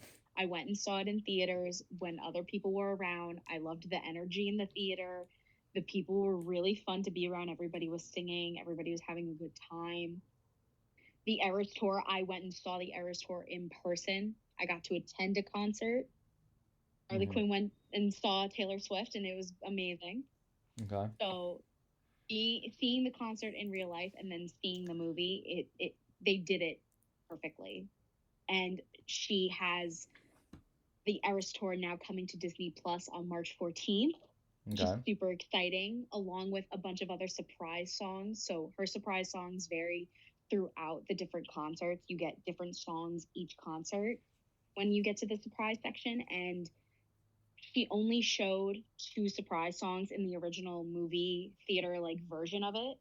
And then when they launched it on Amazon Prime, they added a couple extra surprise songs. And now when they're putting it on Disney Plus this upcoming 14th, they have 4 more surprise songs being added, which I'm super, super excited to see. Okay. So I'm very much looking forward to it. Okay. So where are we putting this? I have a feeling I know where you're going to go with this. Me personally, I think it's an S tier. But for a lot of people who it is technically a concert experience, a lot of people don't really qualify it as a movie. So where do you want to put it? I I'll honestly, let you take this one. I respectfully would like to put it in B. Okay, I was not expecting that from you. I really loved it. It's an S tier for me, but I know that for a lot of people that it might not be their favorite movie, obviously, because there are a lot of people in this world that sadly don't like Taylor Swift, and those people can go suck it. But Yeah. I love her. They did a really great job with filming it. They did a really great job with just overall allowing people in the movie theater to be able to get up and dance and sing. I just thought that was really amazing because a lot of times movie theaters obviously aren't going to let you do that, and for them to allow that for Taylor, that in itself is just, it's a beautiful thing. Yeah, and although I'm not the biggest Taylor Swift fan, I do like some of her music, but I think the good thing about this movie, concert, whatever you want to call it, is what it did, because not everyone was able to go and afford or just had the chance to see her in concert when she did the Irish tour. And for those people, they were able to go to a movie theater and not have to travel or anything to go see her if they wanted to go see that concert. And I think that's what was really interesting about this, is it opened up for more people to be able to go see that. You know what I mean? Oh, totally. Like, I was very fortunate to be able to go. I did have to fight for tickets, and it was a battle. I literally I mean, the same thing with the trenches. movie theater tickets, but it just opened it more up for people to go see. Yeah. Which was interesting. I 100% for the people who weren't able to get concert tickets, you still are able to see her, and you still got to dress up and be able to go to a concert, and that's what's so special about it.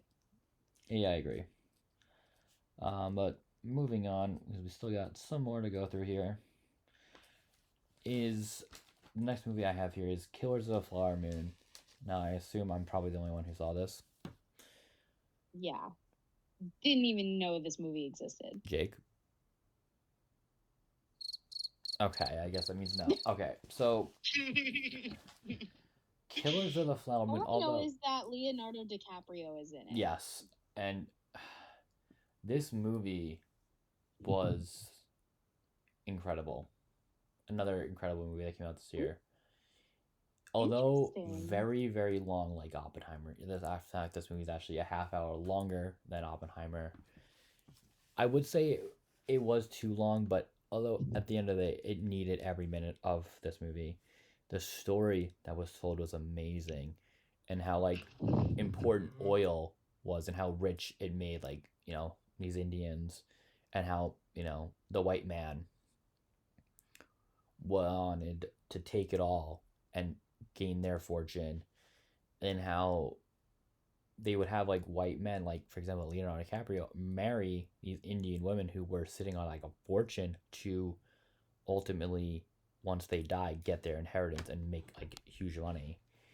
And that's what's really seen in this movie is you can see Leonardo DiCaprio doing that. He doesn't love his wife. He says that he does, but he doesn't. And it's a really powerful story. And the cool thing about this is the director, Martin Scorsese, was obviously a goated director. Some great movies under his belt. All those Indians that were in the movie, they weren't actors. They were actually none of them were actors at all. They've never acted a day in their life before. And that's what makes this movie is so interesting and so much better and makes it more realistic, which I think is a really interesting thing for them to do to make this movie good. You know what I mean? Interesting. Makes it more authentic. Or it's not just you have an actor trying to portray an Indian. It's they're actually I'm not Indian. I mean, I'm Native American. That's what I meant. Native American people. Sorry. Actually Native Americans who were not actors, and they just brought them on to make this movie as authentic as it can be and as true to the story as it could be. I think that's a really, really interesting plot point. So I personally went in and put this movie in S tier because I think it's a great story and I highly recommend you go and check it out if you haven't. So let's move on. We have Five Nights at Freddy's. Now, I feel like here we go. this movie Okay. can be a So, little I different for kind both of- sides. You want to go first, I Jake? kind of watched a kill count video Yeah, there's not many kills, which is on this movie. There really weren't many kills. There were like 9 kills, 8 Yeah. kills so throughout the entire movie. But I still like the idea of, Mike Schmidt. Because they didn't explain this in the actual Five Nights at Freddy's lore. yeah, That because nobody knew about what actually happened with Mike Schmidt. He's just an average night guard who's just trying to make do.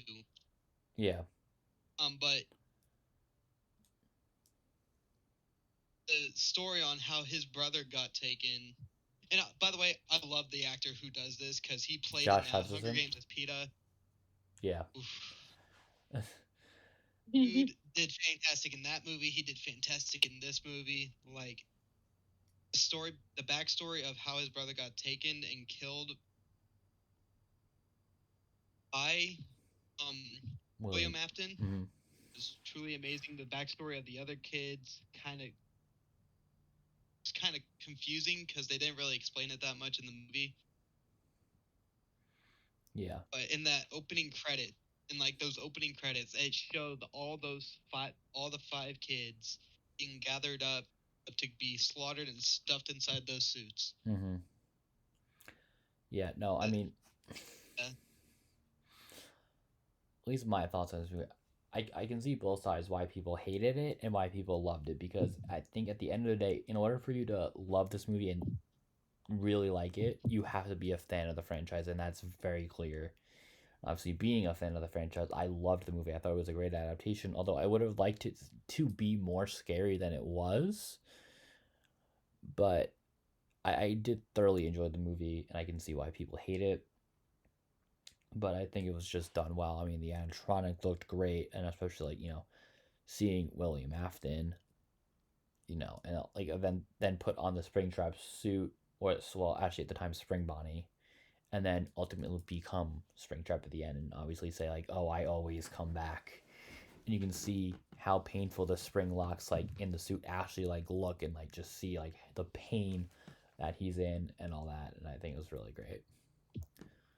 And something with the video that I realized is that this is probably one of the only horror movies who it's granted it's shadow capture because it's supposed to be PG, it's supposed to be a kids movie. At the same time, it's really not. It's more of a teens movie.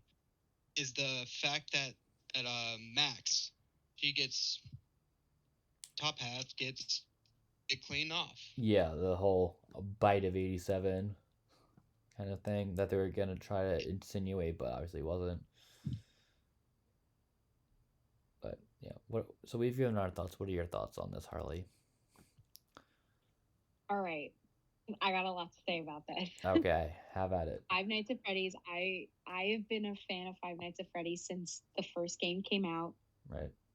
I watched every single shout out to Matt Pat film theory video. Yep, ever. who was actually in the movie, which is awesome. Almost. Matt Pat, he was in the movie.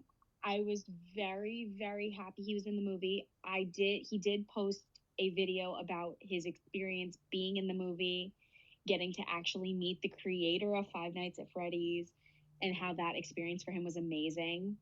Definitely an amazing video. Go watch it.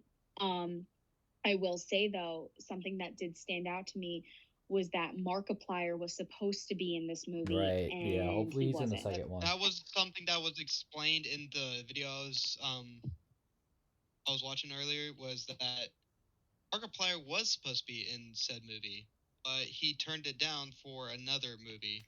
He turned it down for the movie that he's making himself. He's making his own independent film.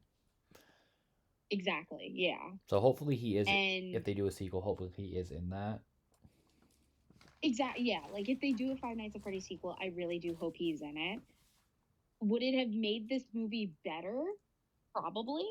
I mean, even though if it would have just been like a 5-second cameo, I still think it would have made it a lot better to have him in it. But Yeah. obviously, for his personal reasons, he wasn't. But I will say though, overall, as a first movie of the franchise, it wasn't terrible. No, not at all. Was I hoping there was a little more like gore in it? Yeah. Yeah, it was definitely hoping for a little more of a horror element. Yeah. I felt like in that sense it was lacking slightly. Yeah, I agree. But overall, I really enjoyed it as a like for somebody who grew up with the Five Nights at Freddy's franchise. I'm glad that they had like a little bit of an insinuation of like even Ballora Baby in it. Mm-hmm. Like you have Yeah. Baby. I'm sorry, I'm like blanking, It's all but good. you have like Mike's sister who's gonna get trapped in this. Sorry, spoilers. Who's going to get trapped into this suit? I can't remember And what the video said, but that's technically not supposed to be Baby. I think it totally is her. I really do think it's her.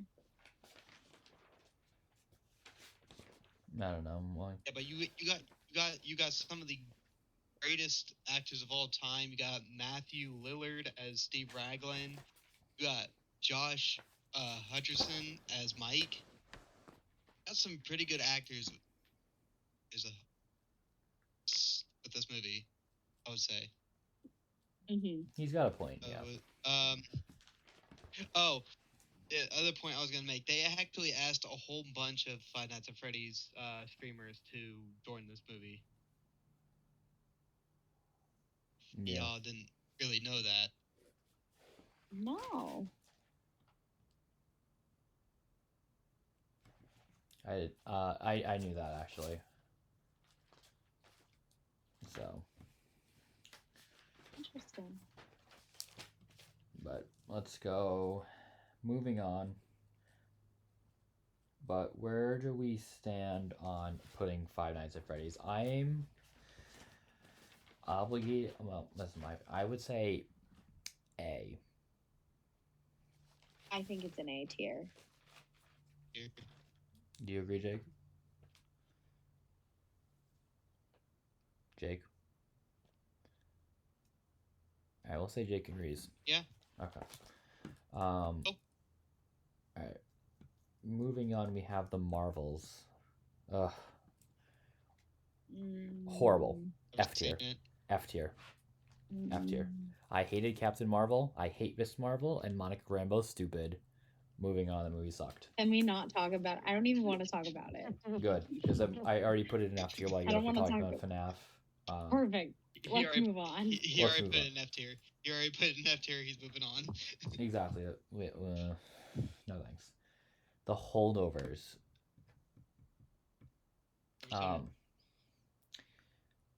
I've seen bits and pieces, but from what I've seen, is a great story, and when the big shining star of this movie is Paul Giamatti does one of the best performances of his career, and it's a very wholesome story, kind of, in a way, you know. I assume you guys haven't seen Holdovers. I have not seen Holdovers, but I love his other movies. As for from what I've seen, I'm just gonna throw it into an A tier for now. Obviously, that is subject to change, like I haven't seen the whole thing. But next we have Hunger Games: The Ballad of Songbirds and Snakes. Has anyone seen this one? Have not seen it. Harley? I sadly have not seen it. I mean, I didn't get the chance, but I haven't heard many too good things about it. I have a die-hard Hunger Games fanatic who I know. Okay. Who said that this movie was really good. Okay. I've heard mixed, but most of it was like, it's not the greatest, you know. It's not the greatest Hunger Games movie, as a whole, but like from the book standpoint into a movie, my outside source said it was really good. Okay. In that sense. All right, so we'll give it the benefit of the doubt, and we'll go for a middle ground in B. Then, for that. Fucking Yeah, wonder. that is respectable. Boba, you would get so many bad fucking about it because they don't have the original cast in there. Yeah. Not the original characters. Well, it's a prequel. But that's not what the movie's about. It's a prequel. It's a prequel. I don't care. It's not a prequel unless some of the original characters are in there. Technically, But there are. Oh my god. That John guy was. I don't know. Jon Snow. Is that his name? Is it Jon Snow? Well, Jon That's Snow's not from it. Game of Thrones. I know his last name's like President. Snow. President President Snow. Snow? Yeah, he's in it, but before he's like president. Yeah. So I don't think his name's. I don't know why I said his last name's Oh, Snow. Jon Snow. Oh, wait. Now that I think about Jon it, this might have Snow. been before, like, it even was a fucking... The Hunger Games were even a fucking thing. Yeah, it was like one of the first Hunger Games. No, this was like the. This was like one of the first Hunger Games. It was like when the Hunger Games first started. Yeah. Yeah. Okay. Next up, this is one I have not seen, but I know Harley has seen it. Saltburn. Oh my god. It is on my list of Oh. things to see, but why don't you briefly talk about Saltburn? Okay, Saltburn.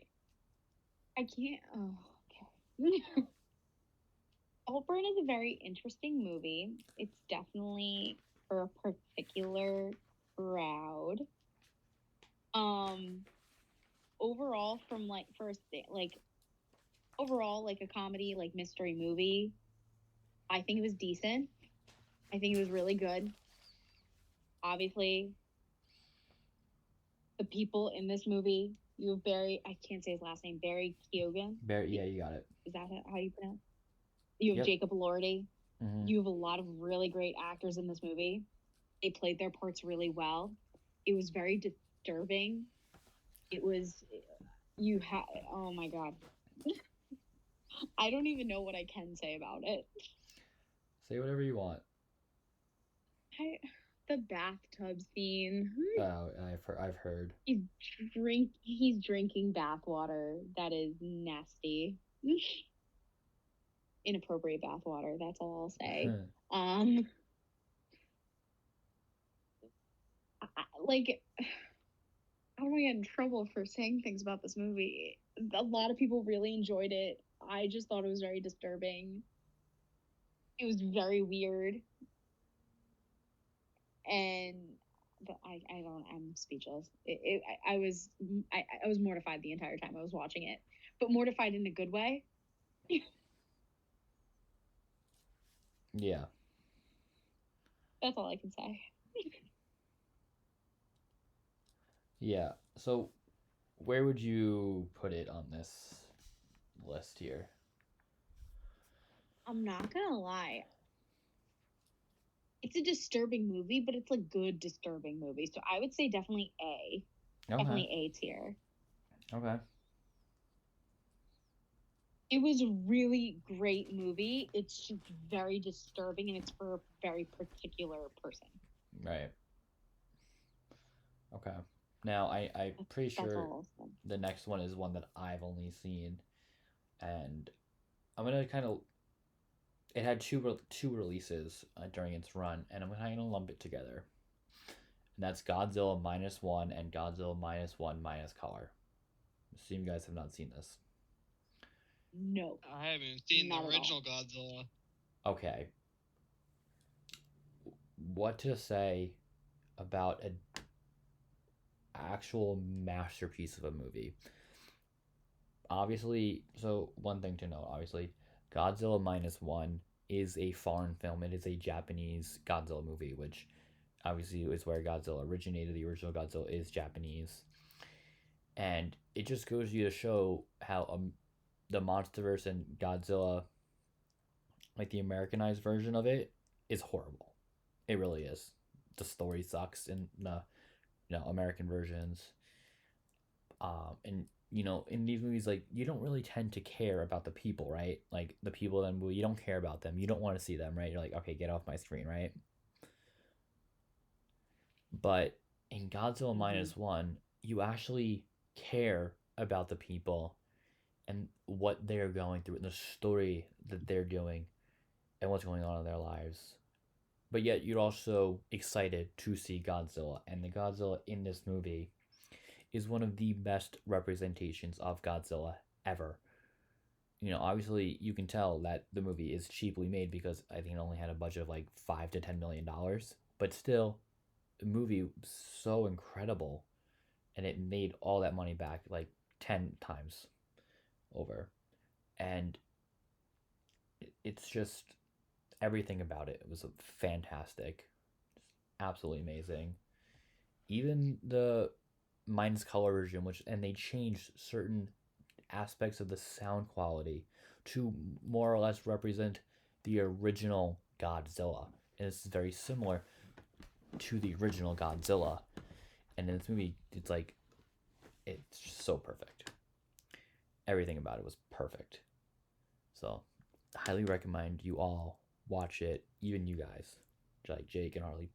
And thank you for coming to Boba's TED Talk on Godzilla. I mean, obviously, it's going to be harder to watch it because since it is a foreign film, I don't know if it's on any streaming services or any websites wherever you guys watch movies or whatever that. But if you do get the chance, I'm telling you, watch Godzilla Minus One. You will not be disappointed. Obviously, just keep in mind that it will be in Japanese and you'll have to have like English subtitles, but it's just such a masterpiece. Probably one of the, if not the best movies that came out last year. In both versions of it too. Recommend you watch both. So I went in and put that in S tier because the movie was just so amazing.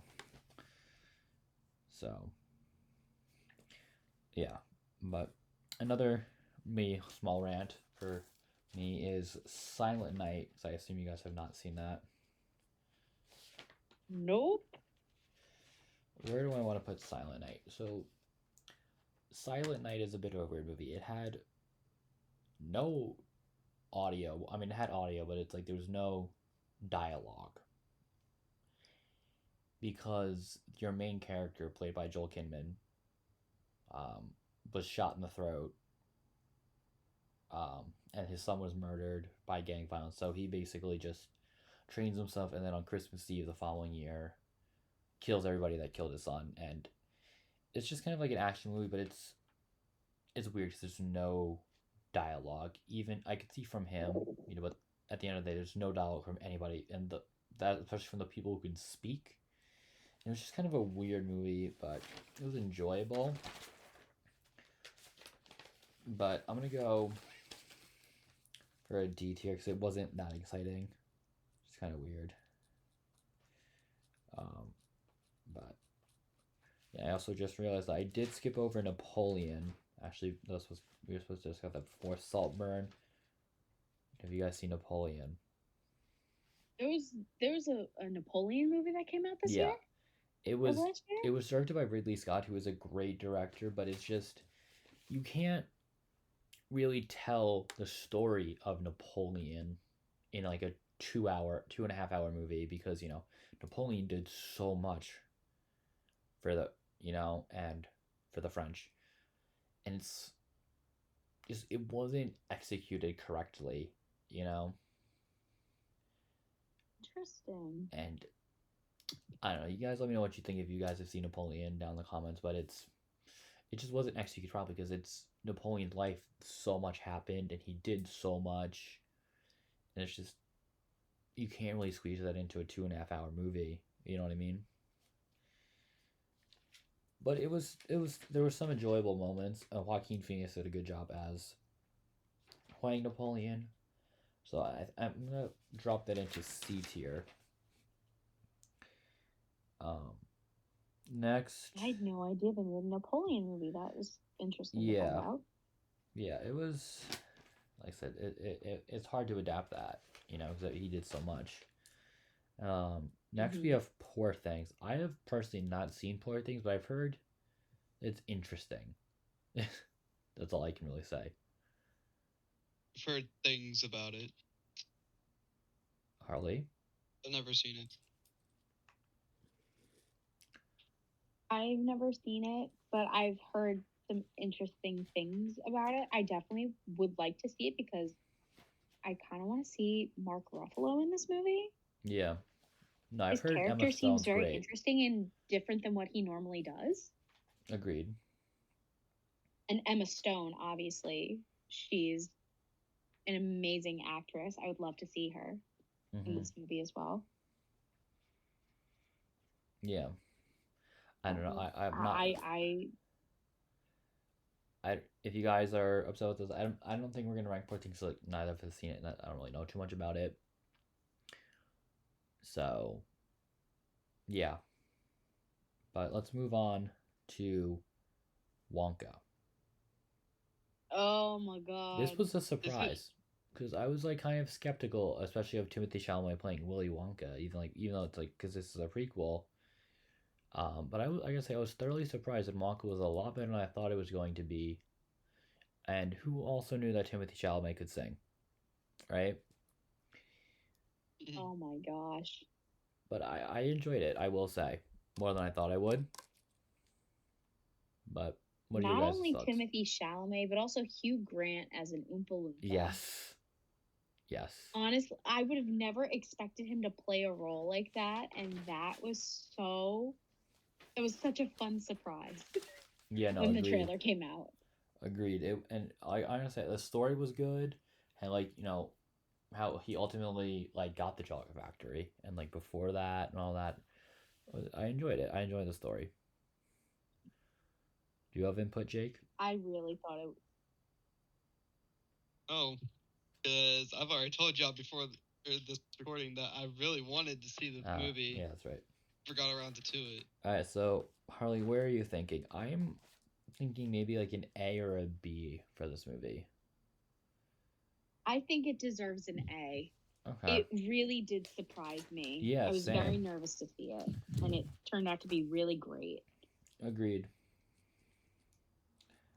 All right, now this next movie, my God, one of the worst things ever made, which is surprising, especially due to the director being Zack Snyder, is Rebel Moon, which was actually, fun fact, originally supposed to be a Star Wars movie, but they rejected it, so he did his own, like, he did this just by himself, and it's not good at all. It's boring, nothing really happens. It's basically like the original trilogy. It's like episode 4 at the end of the day, and it's not good. This new world that he tries to create, it's not good. I don't recommend. But next, let's skip right over that. We have Migration, which surprisingly, when I first saw it, I'm like, who really cares about this movie? But surprisingly very good. A lot of like more like adult jokes in it to cater towards not only kids, like for the like younger audience, it's like the main attraction, but also what's cool and exciting is that they made it where adults can like it as well. When you go to bring your child to go see this movie, it's like you can actually enjoy it. You won't be like, ugh, this movie. It's like this movie sucked. You know what I mean? I feel like that's what was very surprising about Migration. So, but what were you gonna say, Harley? No, but it was like you said, like kids movies, obviously you have these parents that go there, they're like, okay, now I gotta sit through this kids movie. Yeah. Having adult jokes in there makes these movies better. Yeah, because then you could also enjoy it at the same time. Audience. Yeah, now you have a ton of people that can relate and have fun, and that's a overall great thing about a movie. Yeah, I agree. Jake, do you have anything?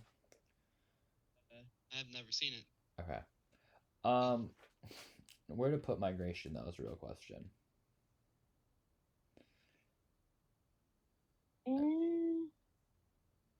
It's definitely not C. It's more of a B or an A. I feel like I'd say B. I was thinking B. Yeah. Yeah. E seems right. Yeah, no, it was definitely good. I was thoroughly surprised with that as well. But we're almost done here. We just got a few more. Now, a movie that I was completely shocked by, because I normally don't like these types of movies, but I had so much fun and I laughed so much watching this movie. I think you know where I'm going with this, Harley. Anyone But You. Oh my god. I laughed so much during this movie, and oh my god, it was so funny. Because I usually don't like rom-coms, and this rom-com was like one of the best rom-coms I've ever seen ever. And I think that's like what everyone is saying about it too. I'm not gonna lie, rom-coms took a Yeah. deep dive for a little bit. They weren't doing well. They weren't coming out with any good ones. This definitely brought rom-coms back up to where they for need to be. sure. It was just so funny. I mean, Glenn Powell and Sydney Sweeney were great together. It was the perfect pairing that nobody knew that they needed. Exactly. And like, I didn't know I needed that movie, but it just had me cracking up all the time. And then the Serenity song. A rom-com has never made me cry laughing so much. Exactly. It was so funny. Exactly. I mean, especially the Serenity song too. Oh my god. Unwritten. That was some fun. Unwritten. That was good. I mean, especially the scene when they were like fingering each other. Oh my god. That was honestly, Jake, just watched it. It's so funny. And then she pulls a spider out of his butt. Oh my! It was so funny. Oh my god! Oh my god! I have lost so many brain cells. Honestly, though, Jake, watch Anyone But You. Don't know what to say. It is so funny. Oh my god. Now, I'm thinking for Anyone But You, I feel like I have to put it in an A tier because I just had so much fun with that movie. Oh my gosh. So I wouldn't say it's S tier quality, you know what I mean? It's not S tier. It's not quite perfect. It's not S tier, but it's definitely A tier. It was a really funny movie. The Iron Claw. Now, I've heard great things about Zac Efron's performance. I've heard the story is very emotional, but I have not seen the movie. I haven't seen it either. Harley? I haven't seen it, but somebody who I know said that they really thoroughly enjoyed it. You know, I've heard great things. Like Zac Efron did a fantastic job when portraying the character that he did. I believe this is also a true story as well. It is. It's based off a true story. The actors that they got to play the real life based off the real life characters, they did really great. Overall, even though I haven't seen it, seeing side by side photos of the original people in this movie, the original people, the real life people, and then seeing the actors, really, really good likeness, and they did a really good job with casting. Mm-hmm. Yeah, I agree. But yeah, let's. All right, second to last movie we have here.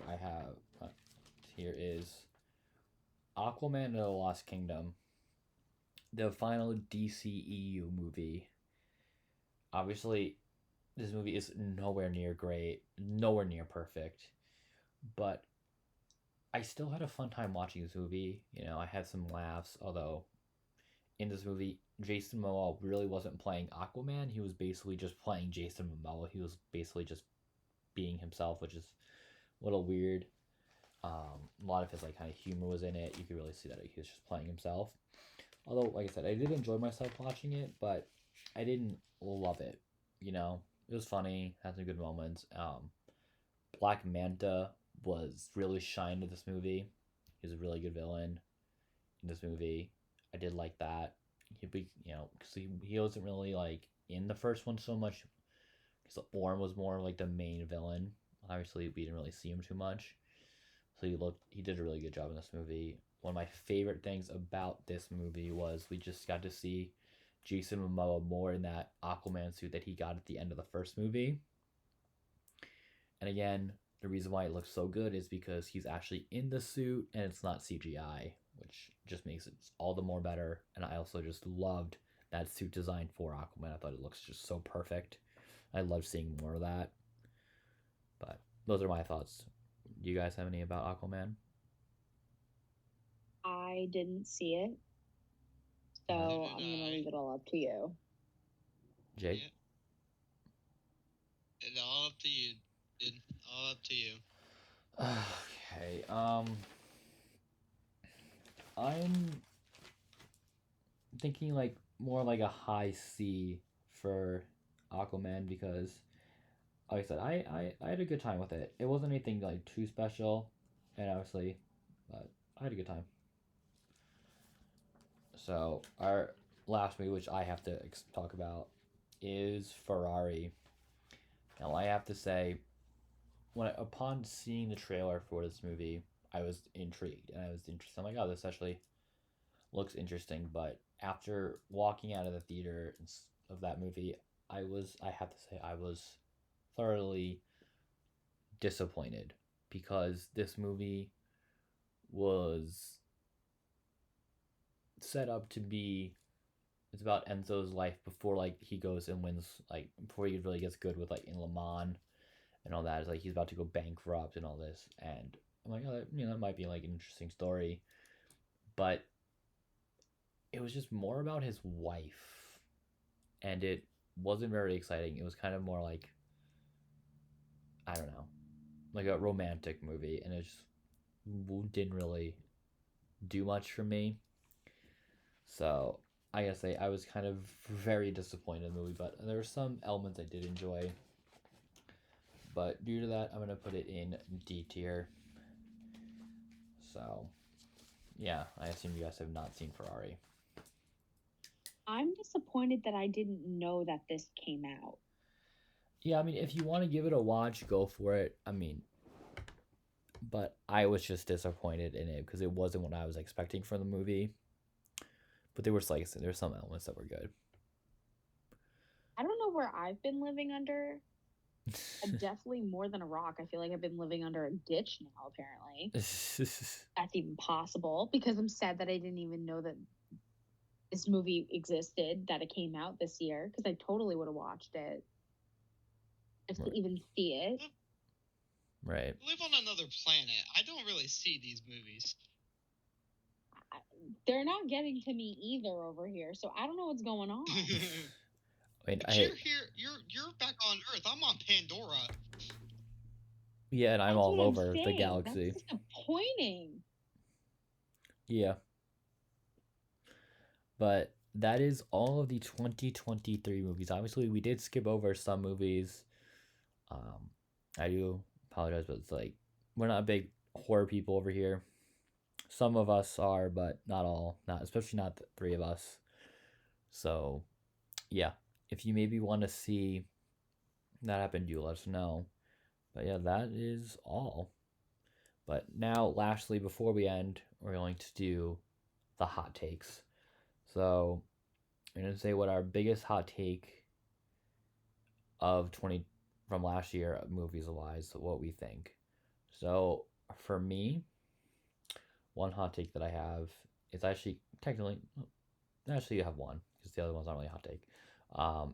My hot take is that Barbie is probably one of the worst movies I've ever seen in my life. You guys can come at me in the comments, but I think Barbie was one of the biggest pieces of garbage I've ever seen in my life. But we'll move over to Harley. What is your 2023 movie hot take of the year? I'm not gonna lie to you. The Teenage Kraken movie. I actually think it's really good. You guys rated it really low. Okay, that's a big hot take too. Thoroughly enjoyed it. I thought it was great. Okay. That's a big one. Jake? I'm gonna go with one I do know. Because honestly, it's probably one of my favorite Disney Pixar movies. Elemental. Okay. Like, it's a love story and a difference maker at the same time. Mm-hmm. Because got them hot heads out there, got them sweethearts out there. I think Okay. that's what that movie is like trying to imply. Okay. Okay, interesting. But yeah, that's it. And we'll see you guys in the next episode. Thanks for listening. Bye, guys. Bye. Do, do, do, do, do.